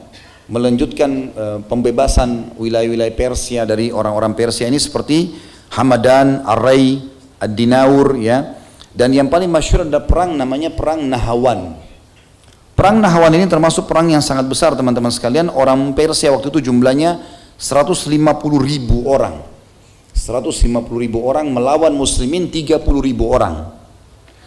Pada saat itu teman-teman sekalian, Umar bin Khattab, ya, menulis surat dengan mengatakan, dengan nama Allah yang Maha Pengasih lagi Maha Penyayang, dari hamba Umar Amir Mukminin kepada An-Nu'man ibn Muqarrin. Nu'man ibn Muqarrin ini pada saat itu panglima perang. Kalau tiba surat ini, Assalamu alayka, ya, keselamatan untukmu, sesungguhnya aku memuji Allah kepadamu yang tidak ada ilah yang berhak diibadahi dengan benar selain Dia. Amma ba'd, lalu selanjutnya, aku mendengar bahwasanya orang-orang Ajam dalam jumlah yang sangat besar telah berkumpul untuk memerangi kalian di kota Nahawan. Jika suratku ini tiba sampai di tanganmu, berangkatlah bersama kaum muslimin yang ada bersamamu dengan perintah, pertolongan dan kemenangan dari Allah. Jangan membawa mereka ke tempat yang menakutkan karena akan menyakiti mereka. Jangan menahan hak mereka karena itu berarti engkau membuat mereka ingkar, dan jangan membawa mereka masuk hutan. Seseorang muslim lebih aku sukai daripada 100.000 dinar. Wassalamu alaika, ya. Berangkatlah ke arah yang semestinya sehingga engkau tiba di wilayah Al-Ma'ah nama sebuah tempat, kata Umar, aku telah menulis surat kepada penduduk Kufah agar mereka berangkat dan bertemu denganmu di sana. Jika pasukanmu telah berkumpul, berangkatlah ke Al-Fairuzan, dan siapapun dari orang-orang Ajam atau orang Persia dan selain mereka yang bergabung dengannya, mohonlah kemenangan kepada Allah dan perbanyak ucapkan la haula wala quwata illa billah. Ini dulu potongan suratnya Umar kita bahas, teman-teman. Ini termasuk surat penting yang ulama jadikan tolok ukur untuk setiap panglima perang menasehati orang-orang, atau setiap pemimpin wilayah menasehati panglima perangnya. Jadi harus perintahnya seperti ini ya. Pasukan muslimin tidak boleh dibawa ke tempat yang menakutkan. Pasukan muslimin tidak boleh dimasukkan ke dalam hutan, kecuali memang dasarnya itu hutan, tempat yang tertutup sehingga tidak tahu mana yang dibunuh gitu kan. Dan jangan juga sampai mengambil hak mereka, misalnya tidak dikasih makan, tidak dikasih minum, tidak dikasih waktu istirahat, ini semua tidak boleh ya. Seperti itulah gambarannya. Dan selalu perbanyak kalimat la haula wala quwata illa billah, lawan mereka dengan cara seperti itu. Lalu Umar juga menulis surat ke gubernur Kufah pada saat itu agar menyiapkan pasukan menuju ke Nahawan dan dipimpin oleh Hudzaifah bin Yaman. Lalu Umar menggabungkan antara dua sahabat ini, Nu'man ibn Muqarrin. Umar tunjuk sebagai panglima perang. Kemudian kalau Nu'man ibn Muqarrin meninggal radhiyallahu anhu, maka digantikan oleh Hudzaifah bin Yaman. Berkecamuklah peperangan yang sangat dahsyat pada saat itu, teman-teman sekalian.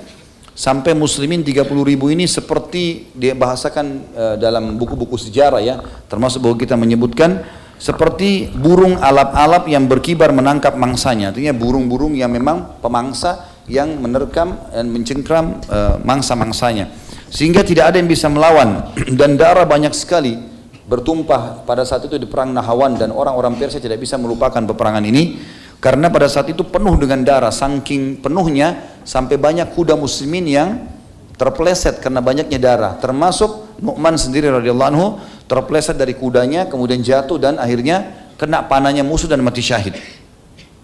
Adiknya namanya Suwaid bin Nu'aim. Ini adiknya Nu'man ibn Muqarrin. Dia tidak mau kakaknya ketahuan mati, nanti muslimin jadi goyah gitu kan. Maka dia mengambil bendera dari tangan kakaknya yang sudah jatuh, lalu dia melemparkan kepada Hudzaifah bin Yaman sambil berkata, kita rahasiakan ini agar muslimin tidak terganggu. Maka Hudzaifah pun akhirnya mengangkat bendera tersebut, lalu kemudian berperang sampai Allah subhanahu wa ta'ala berhasil memenangkan pasukan muslimin. 150.000 dari pasukan kafir itu, 30.000 mati di kancah peperangan karena duel dengan muslimin. 100.000 mati subhanallah masuk dalam jerat mereka sendiri. Perang Nahawan terkenal, orang-orang Persia karena tidak mau lari dari kancah peperangan, jadi benteng mereka, di depan benteng mereka buat seperti parit. Parit itu ditaruh tombak-tombak runcing penuh sekali supaya pasukan tidak ada yang berani pulang, tidak ada yang berani pergi. Jadi mereka kalau balik pasti harus lewat itu dan kena, nggak bisa, kecuali ada jembatan pun dia dari benteng ya, dibuka. Maka akhirnya 100.000 orang ini mereka karena terpukul mundur, mereka pada jatuh dan mereka saling ikat rantai satu sama yang lain sehingga tidak bisa lari kan gitu. Satu jatuh tertarik semua, 100.000 orang mati di situ. Disebutkan dalam buku sejarah dari kaum orang-orang musyrik ini. Maka pada saat itu muslimin akhirnya berhasil memenangkan peperangan di Nahawan, dan itu disebabkan karena perilaku Hudzaifah radhiyallahu anhu yang memimpin peperangan pada saat itu.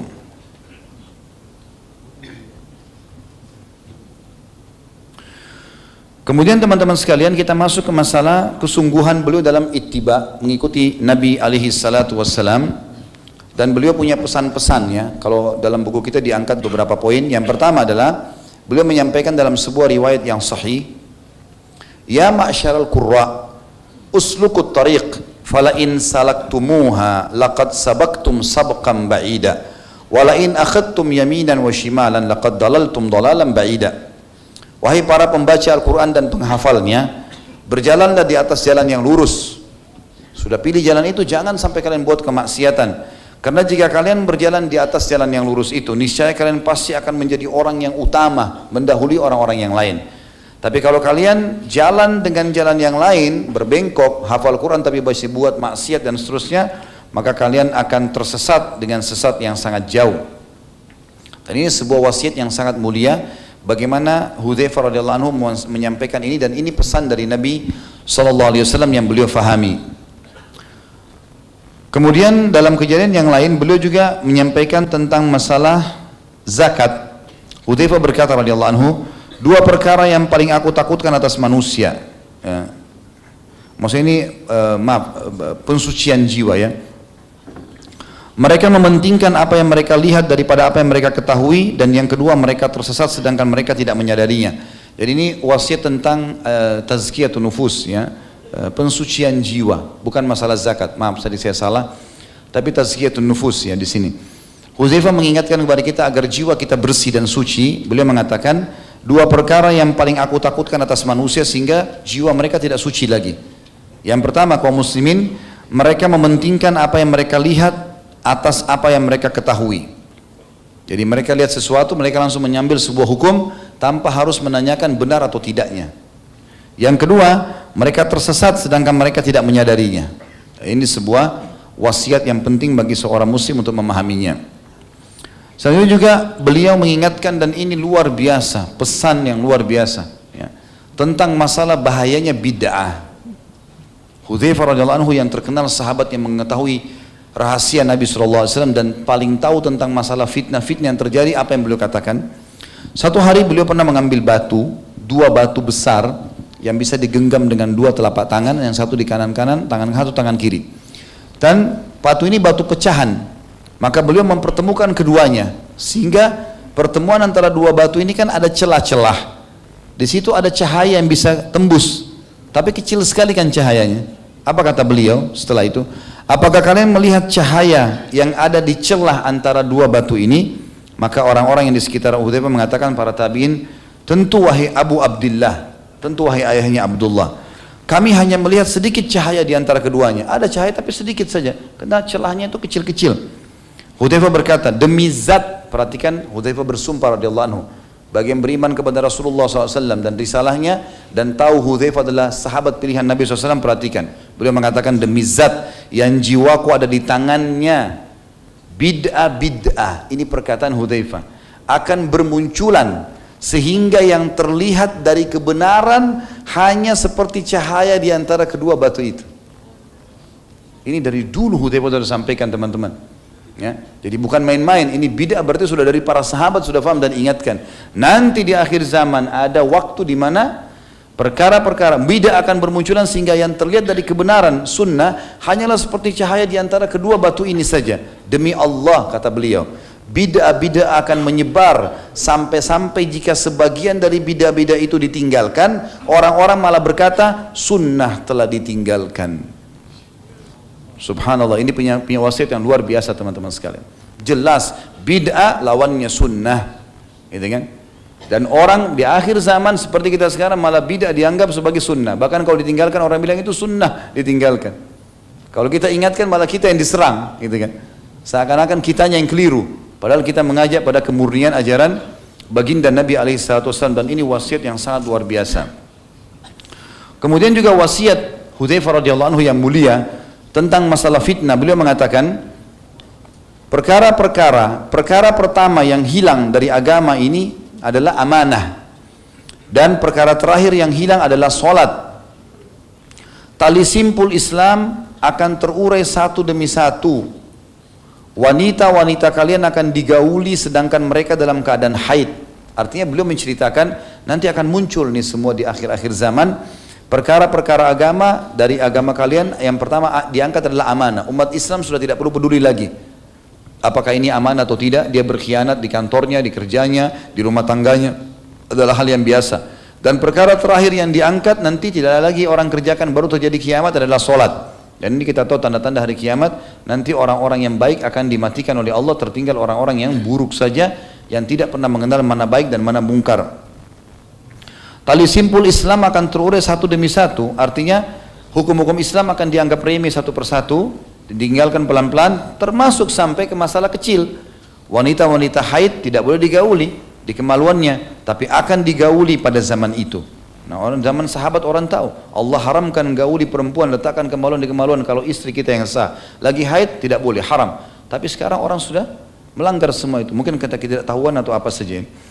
Kalian akan meniti jalan orang-orang sebelum kalian, layaknya bulu anak panah yang sejajar dengan yang lainnya. Kalian pasti nanti di akhir zaman akan ikuti kaum orang-orang kafir.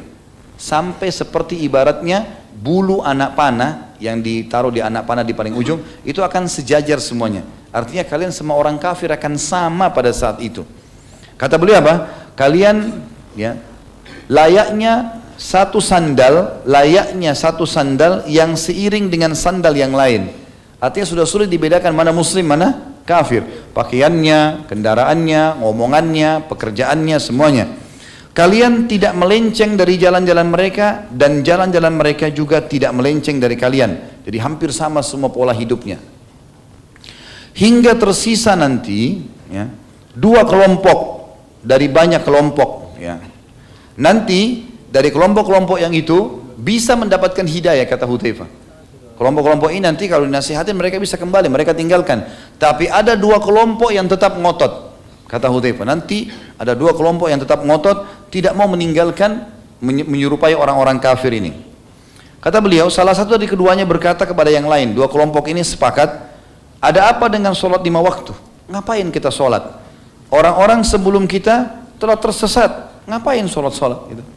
Sholat itu hanya dikerjakan kapan bisa. Karena Allah berfirman, mereka membawa Al-Quran dalam surah Hud ayat 114, A'udzubillahi minasyaitonirrajim wa aqimis sholata tarafain nahari wa zulafan minal lail. Al-ayah. Dan laksanakanlah sholat pada kedua ujung siang, pagi dan petang, dan pada bagian permulaan malam. Maka apa kata Hudzaifah? Kata Hudzaifah, bukan kata saya teman-teman. Perhatikan, dan anda pasti, antum pasti tahu kelompok ini kelompok siapa. Kata Hudzaifah, kalian pada saat itu, kelompok itu hanya sholat 3 kali. Bukan 5 waktu sholat, 3 kali. Sudah jelas kelompok ini siapa, gitu kan. Sedangkan yang lain berkata, kelompok ini sholatnya cuma 3 kali dalam sehari. Kelompok yang kedua, yang sesat juga ini, kata Hudzaifah adalah, dia berkata, iman orang-orang yang beriman seperti iman para malaikat. Di antara mereka tidak ada yang kafir atau munafik. Artinya, semua orang sama. Nggak ada munafik, nggak ada kafir, nggak ada, semua agama sama. Semua agama sama. Sudah tahu kelompok ini tentunya. Ya. Apa kata Nabi SAW? Apa kata Hudzaifah? Patut bagi Allah untuk menggiring kedua kelompok ini akan bersama pasukannya Dajjal.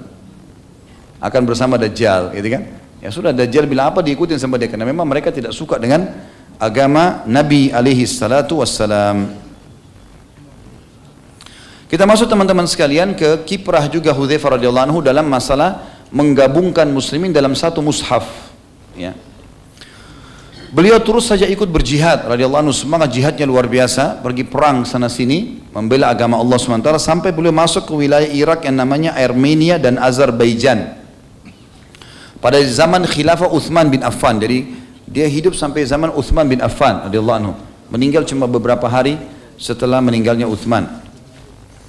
Hudzaifah lalu bergegas pada saat itu, waktu beliau masuk ke masjid, beliau temukan bacaan Al-Qur'annya orang berbeda-beda, gitu kan?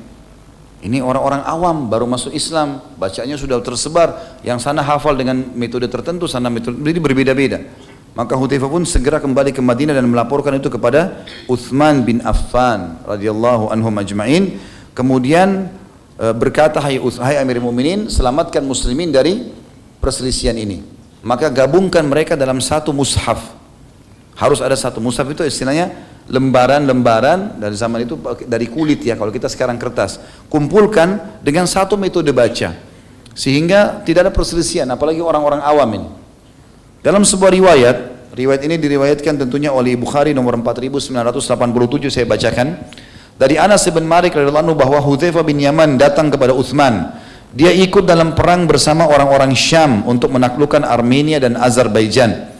Hudzaifah terkejut terhadap perbedaan mereka dalam qiraah atau cara baca Al-Quran, sehingga dia berkata kepada Uthman, wahai Amir Mukminin, selamatkan umat ini sebelum mereka berselisih dalam Al-Quran seperti orang-orang Yahudi dan Nasrani. Maka Uthman bin Affan mengirim orang menemui Hafsah radhiyallahu anha ummul mukminin, anaknya Umar bin Khattab yang merupakan salah satu dari istri baginda Nabi alaihi salatu wassalam, karena Hafsah menyimpan Al-Quran yang waktu itu ditulis di pelapa-pelapa kurma, di tulang-tulang unta, ya, di kulit, di batu, itu disimpan di rumahnya Hafsah. Maka Uthman bin Affan kirim kepada Hafsah agar mushaf itu, semua Quran yang berserakan itu didatangkan kepada beliau. Lalu kemudian Uthman bin Affan menyuruh agar menulis ya, mushaf itu ayat-ayat Al-Quran, surat ayat demi ayat, surah demi surah, sampai tersusun dalam satu mushaf, dan memerintahkan agar Zaid bin Thabit, Abdullah bin Zubair, Sa'id bin As, kemudian Abdurrahman bin Harith bin Hisham untuk berkumpul dan mereka menulis dalam mushaf. Dan Uthman bin Affan mengatakan, kalau kalian berselisih dalam bacaan maka kembalilah kepada bahasa Quraisy. Bahasa Quraisy, karena Al-Quran turun dalam bahasa itu. Maka setelah itu pun Uthman bin Affan radhiyallahu anhu setelah mengutuhkan itu, dan sahabat semua mengetahui dan mereka sepakat tentang bolehnya menulis pada saat itu, maka Uthman bin Affan menulis beberapa buah dan dikirim di setiap wilayah satu-satu, di wilayah muslimin, kekuasaan muslimin, dan yang sisanya tulang-tulang segala macam dimusnahkan oleh Uthman bin Affan agar tidak terjadi fitnah. Karena untuk menyusun ini butuh tenaga sahabat. Kalau dibiarkan maka nanti tabi'in akan terjadi lagi perselisihan.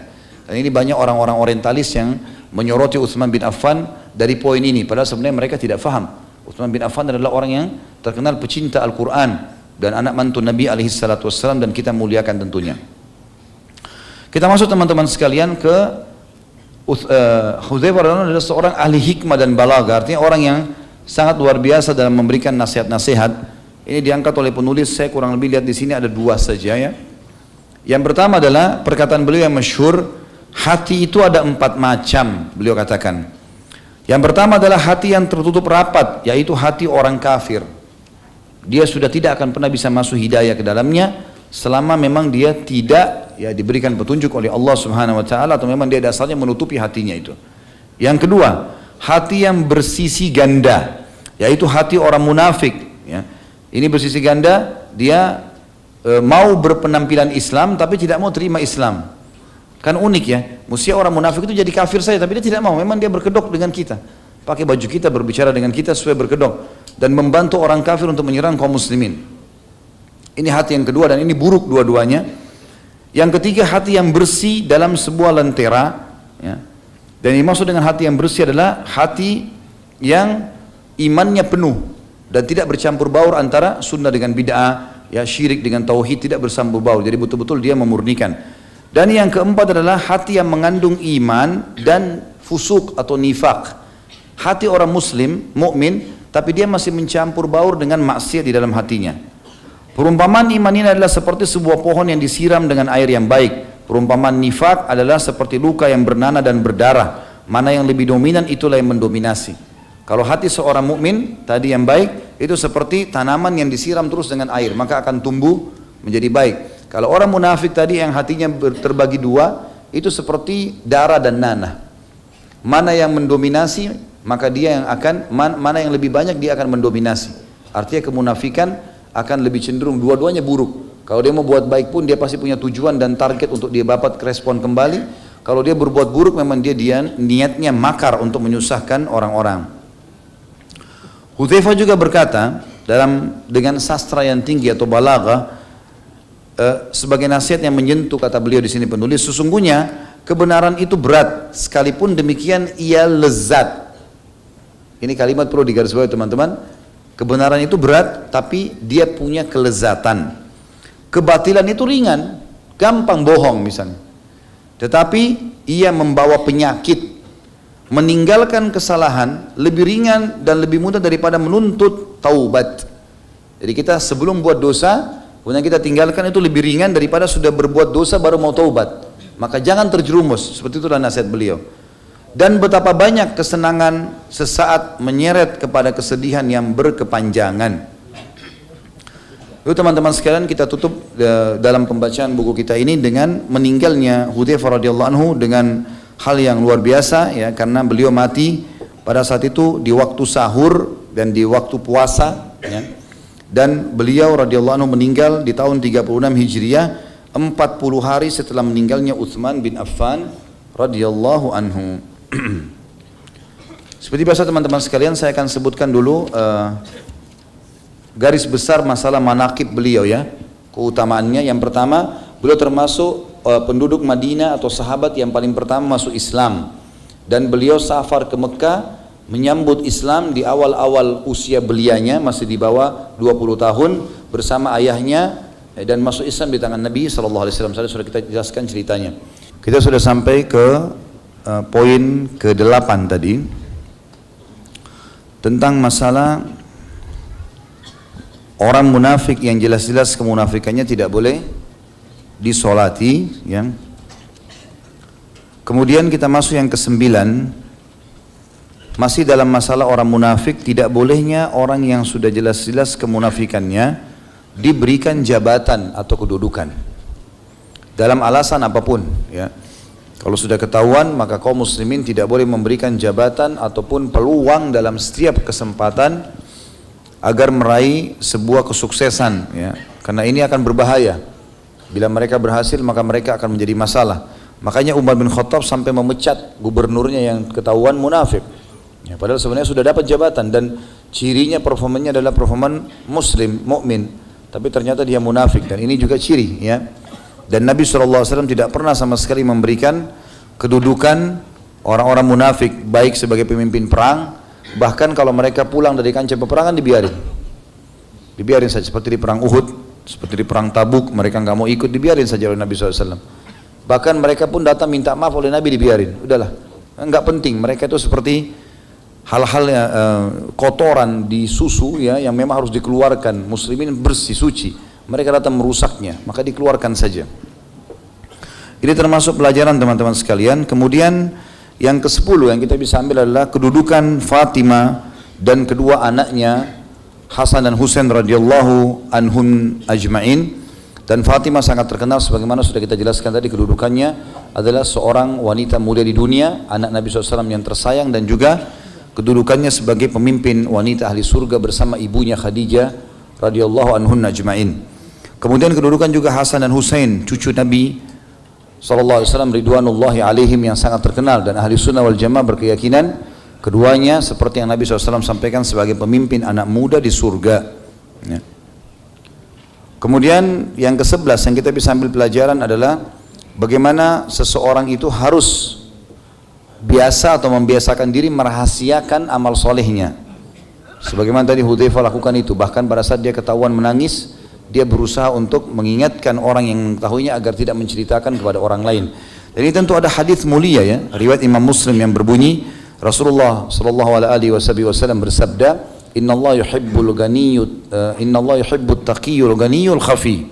Allah sangat cinta dengan hambanya yang bertakwa, takwa artinya patuh, mengerjakan perintah tinggalkan larangan, yang kaya dan suka bersedekah, serta orang yang khafi, suka menyembunyikan dan merahasiakan amalnya.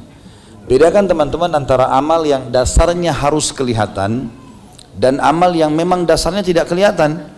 Seperti misal kita pergi sholat berjamaah di masjid, orang lihat, wajar itu. Orang pergi jihad, orang pergi haji, pasti kelihatan. Di sini supaya tidak riya, intinya jangan berbangga-bangga dengan itu. Kita pergi jihad ya karena panggilan dari Allah, seruan kita ke masjid karena memang perintah dari Allah. Nggak ada hubungannya. Kalau syaitan bisikin tuh orang tahu kau ke masjid, a'udzubillahi minasyaitonirrajim, kita nepis saja. Kita membuka pintu riya kalau kita menceritakannya. Ya, menceritakannya. Kamu tadi sholat di mana? Saya di masjid. Nggak ada yang nanya, nggak ada yang apa gitu. Ya. Kamu sudah berapa kali khatam Quran? Saya sudah 3 kali. Nah, tidak ada yang nanya. Nggak perlu diceritakan. Tapi kalau kita sedang melakukan satu ibadah yang terang-terangan dan ada yang nanya, silahkan kita tanya, jelaskan. Misal, mau kemana Pak? Oh, saya ke masjid. Nah, kita tinggal kontrol, itu kan? Itu ibadah yang kelihatan. Kalau ibadah yang dasarnya memang diperintahkan tidak kelihatan, seperti sholat tahajud, memang kita disuruh sembunyi kan gitu. Di malam hari, sholat sendirian, paling berjamaah 2-3 orang. Beda dengan tarawih di Ramadan, memang dianjurkan kan gitu. Tapi kalau sembunyi misalnya membaca Al-Quran, umumnya kita baca Quran memang sendirian, ya, atau zikir pagi sore, gitu kan. Zikir kita lagi berzikir, beristighfar kepada Allah, mungkin lagi di motor, lagi di mobil, kita nggak perlu ceritain kepada orang, nggak perlu sama sekali. Walaupun syaitan menggoda. Jadi kalau dasarnya kelihatan, boleh saja orang lihat dan kita tidak ada masalah menjawab kalau ditanya, kecuali kalau kita nggak ditanya jelasin baru riya, gitu kan. Kalau amal yang tersembunyi asalnya jangan diceritakan sama sekali, biarkan tidak ada yang tahu antara kita dengan Sang Pencipta Allah Subhanahu wa taala. Ini pelajaran yang penting dari kehidupan Hudzaifah radhiyallahu anhum. Kemudian yang ke-12 teman-teman, wajibnya menepati kesepakatan dan janji walaupun itu sama orang kafir, ya. Kita kerjasama misalnya bisnis, partner bisnis di perusahaan, Kemudian ada akad antara kita dengan dia. Misalnya akad kita akan kelola bisnis tertentu, kemudian akan jatuh tempo, akan ada bagi hasil. Bukan berarti orang kafir lalu kita bisa tipu, enggak boleh. Dalam Islam enggak boleh kita antara kita sama Allah. Seorang mukmin tahu hubungannya sama langit, bukan sama bumi ini. Bukan sama Allah. Dia bohong, Allah akan hukum. Dia jujur, Allah akan balas. Tidak ada hubungan sama manusia sama sekali. Keberkahan, rezeki, kenikmatan akan datang dari langit, dari Sang Pencipta Allah Subhanahu wa taala. Maka itu target seorang muslim. Dan dia harus penuhi janji-janji itu. Gak ada masalah ya. Bahkan di sini berat sekali sebenarnya. Hudzaifah dan ayahnya berjanji pada orang Quraisy tidak akan ikut berperang bersama Nabi SAW. Bayangkan aja. Tapi mereka sempat bilang, baiklah kami cuma ke Madinah, tapi dengan syarat lepaskan kami dari tawanan ini, kami tidak ikut berperang. Lalu melapor kepada Nabi SAW, kata Nabi SAW, tepati janjimu, gak usah ikut. Padahal perang Badar perang mulia. Tapi di sini menepati janji adalah sesuatu yang penting teman-teman sekalian. Jangan anggap remeh masalah ini ya. Janjian jam 7 datang jam 7. Jalan lebih dulu secepatnya. Telat sampaikan permohonan maaf. Nah ini akan diminta pertanggungjawaban ya. Allah mengatakan dalam Al-Qur'an, a'udzubillahi minasyaitonir wa aufu bin nadhr wa aufu bil ahdi innal ahda kana mas'ula. Dan tepatilah janji kalian karena dia akan diminta pertanggungjawabannya. Kemudian yang ke-13 teman-teman sekalian, keutamaan berani ya. Keberanian dan juga terhinanya sifat pengecut ya. Bagaimana kita memahami masalah keberanian teman-teman sekalian? Ini kata para ulama, keberanian akan terlihat kalau kita membela kebenaran. Jadi bukan dari kerasnya suara, bukan dari sukanya nantang orang, tapi kebenaran yang dikumandangkan. Kalau kebenaran maka dia membelanya sampai dia mati, nggak ada masalah. Baru itu dikatakan orang itu pemberani ya. Haknya dia, haknya agama, kebenaran maka dia bela. Dan pengecut ini justru sebaliknya. Ada kebenaran tidak mau dibela, atau haknya diambil dia tidak mau meluruskan, ya, tidak mau mengambilnya, tidak mau menasihatinya, ya, dan seterusnya. Ini termasuk hal yang perlu digarisbawahi teman-teman sekalian. Dan ini terlihat dari perilaku Hudzaifah radhiyallahu anhu dengan keberaniannya pada saat diperintahkan Nabi SAW untuk datang ke pasukan musuh karena dia tahu ini kebenaran, walaupun dia harus mati, nanti dia ditawan, apapun yang terjadi tetap dia melaluinya. Sementara lawannya tentu adalah malas, sifat pengecut, ya, kemudian kejahilan. Ini semua lawan daripada apa yang kita bahas tadi. Jadi tidak boleh semuanya. Dalam Islam ini tidak boleh seorang muslim itu bodoh, tidak boleh seorang muslim itu malas, tidak boleh seorang muslim itu pengecut, ya. Dan kita tahu teman-teman sekalian, di kancah peperangan jihad kita tidak punya namanya kalah. Yang kita ada adalah menang atau kita mati syahid. Kalaupun kita terbunuh semua bukan kalah. Karena keberanian di situ, ya. Ini syaja'ah namanya. Harusnya kita sampai mati syahid. Dan Imam Madzhabi masukkan kategori dosa besar orang yang lari dari kancah peperangan. Yang ke-14, keutamaan teman-teman sekalian kecerdasan dan kejelian. Dan ini diambil dari Hudzaifah, bagaimana dia diberikan oleh Nabi SAW nama orang-orang munafik, sifatnya ini banyak, ini jumlahnya ratusan orang, dihafal semua sama dia. Dan dia tahu betul ini sebuah kecerdasan. Dan hafalan itu akan kuat teman-teman sekalian kalau kita biasa melatihnya. Cobalah latih. Misalnya kalau kita lagi disebutkan oleh teman, kita minta nomor telepon, misalnya nomor telepon kamu berapa, nomor teleponnya sekian, 00, tidak usah bilang tunggu sebentar saya catat, coba hafal. Baiklah, saya coba hafal ya, 08 sekian, ulangi 2-3 kali, insya Allah sudah hafal. Nanti kita tulis di HP kita, nggak ada masalah. Dan hilangkan semua perkataan negatif ini. Misalnya, saya nanti lupa, saya ini orangnya pelupa, jadi pelupa benar nanti. Ya. Nggak boleh ucapin kalimat itu ya. Dalam kamus seorang muslim tidak ada kata-kata negatif, tidak ada kata tidak bisa, nggak ada kata-kata lupa, nggak ada semuanya. Kalau lupa memang tidak disengaja itu lain. Tapi ada orang subhanallah dia seperti mendoakan dirinya. Ya, saya ini pelupa, selalu gitu. Enggak, jangan bilang saya pelupa. Kata Nabi SAW, jangan doakan keburukan buat diri kalian, harta kalian dan keluarga kalian. Nanti malaikat lewat mengaminkan, maka akan terjadi seperti itu. Kan gitu. Ada orang lihat dirinya di kaca, kok saya jelek sekali ya. Nah. Kenapa bilang jelek? Kan itu ciptaannya Allah. Nah, ini telinga mata kita semua Allah yang ciptakan. Oh Masya Allah, ciptaan Allah bagus sekali. Kan enak, hibur hati sekalian. Daripada hina-hina diri, ya. Orang menikah kadang-kadang bercanda mungkin sama istrinya atau sama suami yang mengatakan, saya nyesal nikah sama kamu, saya sama yang itu tuh. Misal, hanya penyesalan loh. Kan jadi doa. Nah, dia tidak sadari penyesalan akan berjalan dalam kehidupannya. Oleh karena itu cara mengobati ini teman-teman sekalian, kalau ada orang yang bermasalah dalam rumah tangga, bermasalah dengan penyakit, bermasalah, coba kalimat doanya, ya Allah, kalau seandainya penyebab cobaanku ini adalah karena doaku atau kata-kataku yang buruk untuk diriku, keluargaku dan hartaku, maka aku beristighfar kepadamu atas dosa itu. Semoga saja Allah SWT maafkan dan akhirnya permasalahan kita selesai. Karena ini penting sekali teman-teman sekalian.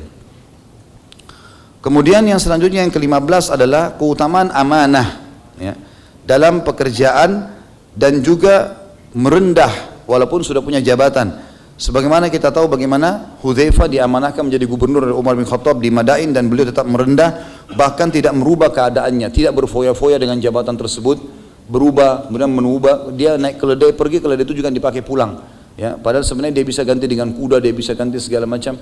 Walaupun boleh, kata ulama, orang kalau sedang punya jabatan dia boleh menikmatinya sebatas fasilitas yang dikasih, tapi bukan menunggangi itu untuk memperkaya harta yang bukan haknya. Mungkin dengan sogokan, mungkin dengan apa, mungkin proyek yang tidak jelas, maka ini kan jadi masalah. Akan ada hisabnya semua hari kiamat.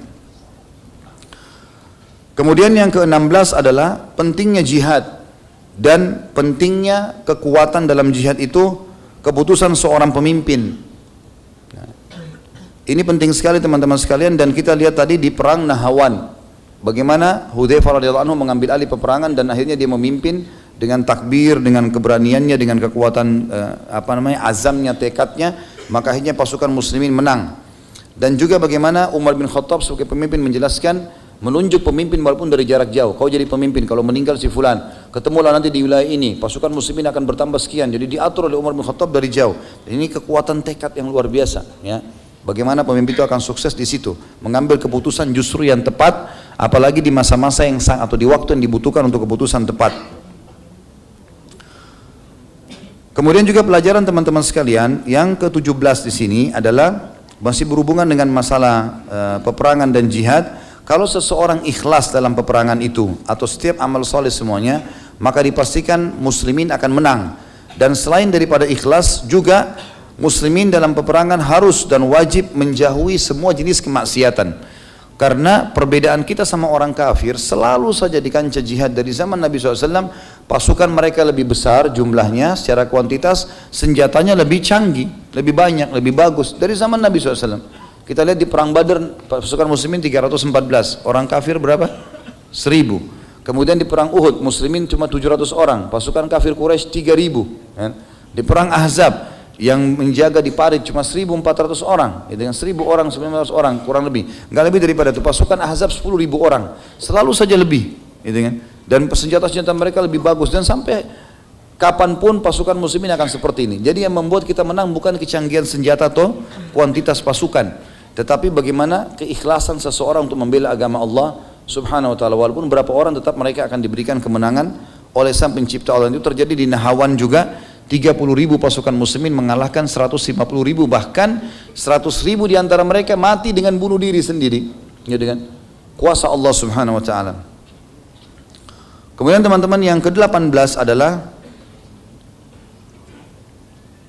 pentingnya untuk tinggal di lokasi dan lingkungan yang sesuai dengan atau yang sesuai yang tubuh kita mudah beradaptasi. Kayak kita misalnya biasa di Asia Tenggara, di Indonesia ini, kita sudah biasa dengan cuaca kita ini. Ya, cuaca kita mungkin paling panas 37 ya. Kemudian kalaupun dingin 27, 26 ya, itu sudah normal. Artinya alhamdulillah ini cuaca yang sangat ideal, bagus sekali gitu. Dan memang tubuh kita ini tidak cocok untuk di salju.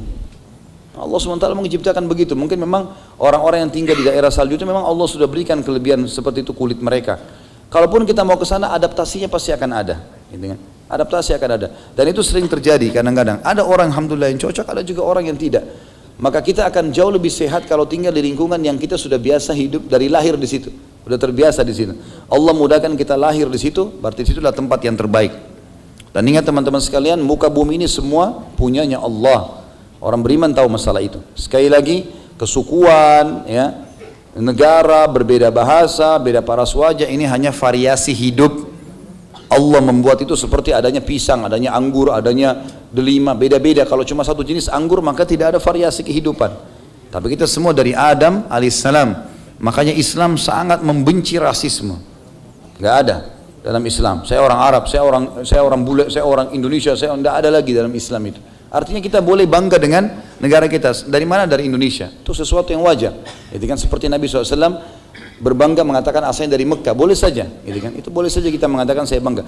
Tapi bukan berarti ini menganggap menjatuhkan orang lain, menganggap orang lain remeh. Ini tidak boleh semua. Yang ini kita tahu ini buminya Allah, itu lingkup yang lebih besar. Dan juga semua ini suku dan beragam macam bahasa adalah variasi kehidupan, bukan untuk berfanatisme, gitu kan?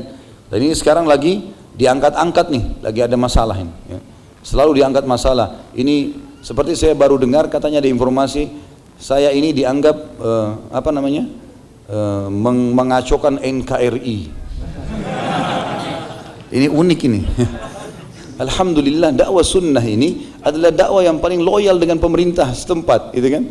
Tidak pernah mengajak pemberontak, tidak pernah mengajak demo-demoan, tidak pernah mengajak apa-apa. Islam, kita selalu ingatkan patuh pada saat memang kita masih dibolehkan sholat. Misal, dari mana ini kalimat bisa keluar? Hanya karena ini, hanya karena ada orang subhanallah memang begitu, hidupnya mau suka cari konflik, cari masalah. Lebih baik makan, minum, tidur, mati masuk surga kan? Ini enggak, suka iseng, cari ini, cari masalah. Harus begitu, Allahu a'lam. Mudah-mudahan saja lepas dari sifat munafikin ini ya.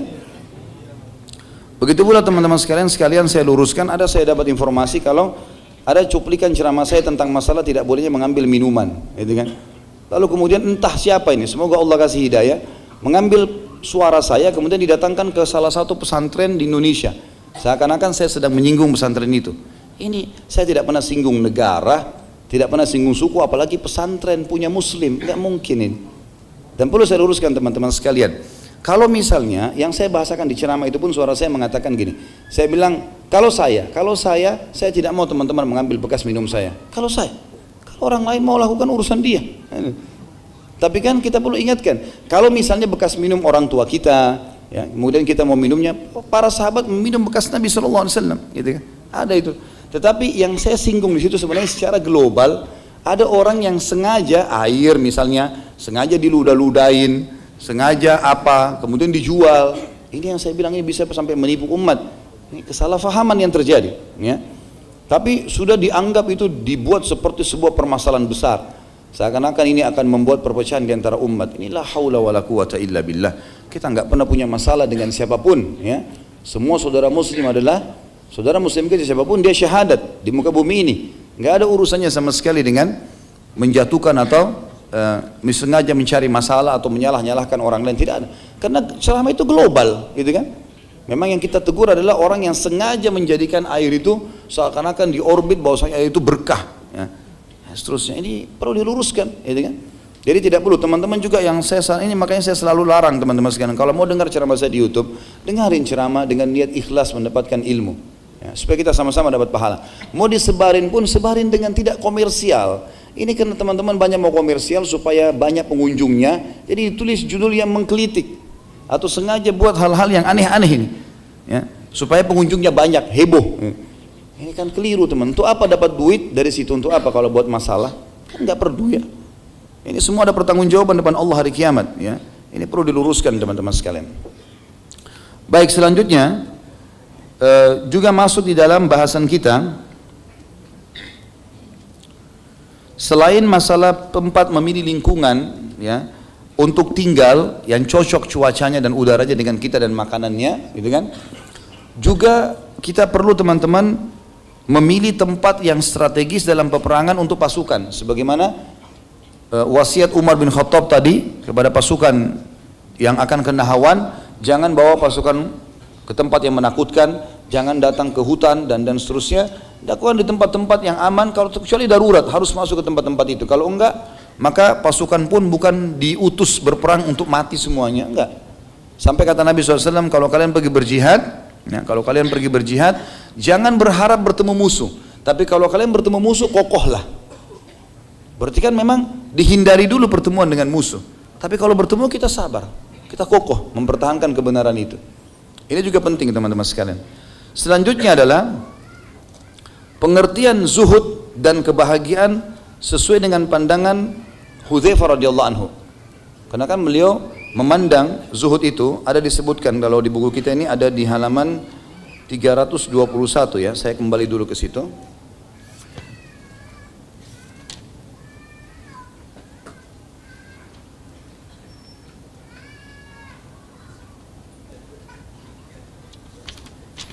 Ya, ini rupanya perilaku Hudzaifah radhiyallahu anhu pada saat beliau datang ke Madain, bagaimana beliau datang dengan keledainya, itu gambaran masalah zuhudnya, dan makan dengan roti dan daging yang beliau hasilkan dari hasil kerjanya sendiri.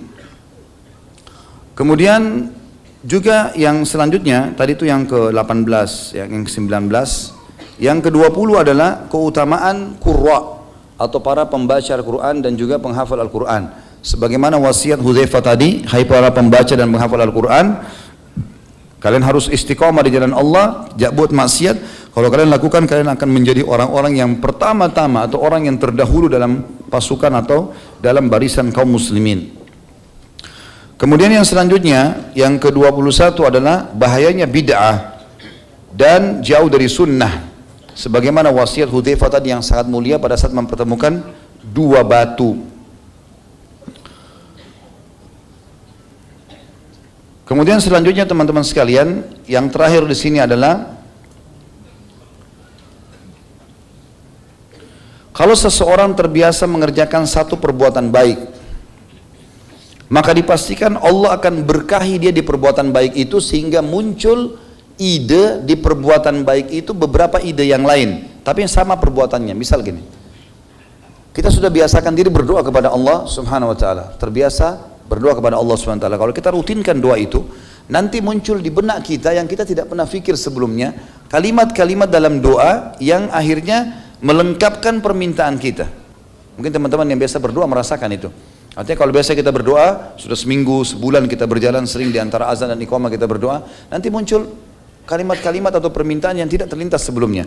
Atau kita biasa sedekah, rutinnya seseorang sedekah bukan hanya incidental, bukan cuma kebetulan saja, dia rutin bersedekah, maka ini akan membuat peluang pahala di sedekah itu sendiri. Tiba-tiba nanti kita muncul ide, oh kayaknya saya harus bantu si fulan, oh kayaknya bantu si fulan, oh buatin program di rumah anak yatim ini. Muncul sekian banyak ide di satu program ibadah itu. Sebagaimana teman-teman, ini berkah dari Allah. Sebagaimana sebaliknya, hati-hati, kalau orang membiasakan diri pada satu perbuatan buruk, maka akan muncul banyak ide di satu perbuatan buruk itu. Misal, dia berzina dan dia biasa berzina, nanti akan muncul ide syaitan yang membuat dia membuat tempat zina, berkembang sampai kemana-mana. Ini kalau kita tidak ditahan, maka akan jadi seperti itu. Terbiasa bohong, satu kali dia bohong misalnya sama pasangan hidupnya, nanti dia akan bohong kepada temannya, nanti semuanya dia bohongin. Kalau perlu tembok juga dibohongin. Ada orang terbiasa emosi, maka dia emosi semua, bahkan kadang-kadang dimarahin sendalnya sendiri. Dia pakai sendal salah, dia marah-marah sama sendal, gitu kan. Atau motornya nggak bisa nyala, motornya dimarahin, padahal motornya cuma ikut dia, gitu kan. Jadi orang kalau terbiasa dengan satu karakter atau kebiasaan buruk, dia akan terbiasa dengan itu. Masuk dalam masalah ini istiqomah dalam agama. Kita kembali ke poin pertama tadi ya, masalah orang kalau terbiasa berbuat kebaikan, maka Allah akan berkahi di situ. Perbuatan Hudzaifah radhiyallahu anhu dan para sahabat secara global seperti itu teman-teman sekalian, karena mereka orang-orang yang menerapkan perintah-perintah Nabi SAW, maka Allah berkahi. Di setiap perbuatannya itu akan muncul banyak sekali ide-ide dan sampai menjadi wasiat-wasiat emas yang akhirnya bermanfaat bagi kaum muslimin. Ya, Allahu a'lam. Mudah-mudahan Allah SWT menyatukan kita bersama dengan Hudzaifah dan para sahabat Nabi yang lain ridwanullahi alaihim di surga firdausnya tanpa hisab dengan izin Allah. Ya, kita berdoa kepada Allah SWT semoga majelis kita diberkahi olehnya dan dijadikan sebagai tambahan amal kita pada hari kiamat, dan semoga seluruh amal yang pernah kita kerjakan tidak terkecuali sekecil sampai sebesar apapun sampai menjelang ajal datang nanti semua diterima dengan kemahamurahannya, dan semoga seluruh dosa yang pernah kita kerjakan tidak terkecuali pula semua diganti dengan kemahamurahan Allah menjadi pahala. Semoga Indonesia menjadi negara yang aman, tentram, damai, dan seluruh kaum muslimin disatukan di bawah ukhuwah Islamiyah, diangkat perselisihan di antara mereka, dan juga mereka beribadah kembali kepada wahyu Al-Quran dan Sunnah.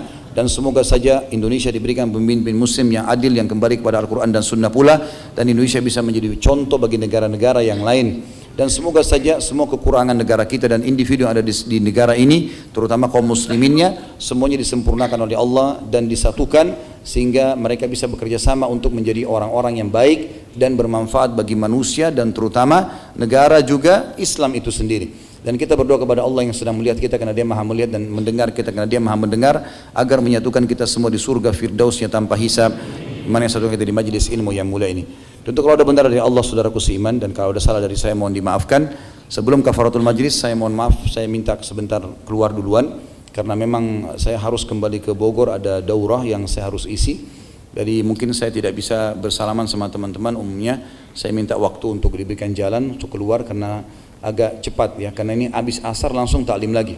Ya, Allahu a'lam. Begitu saja, terima kasih, jazakumullah khairan, subhanakallahumma bihamdika, asyhadu an la ilaha illa anta astaghfiruka wa atubu ilaik. Wassalamualaikum warahmatullahi wabarakatuh.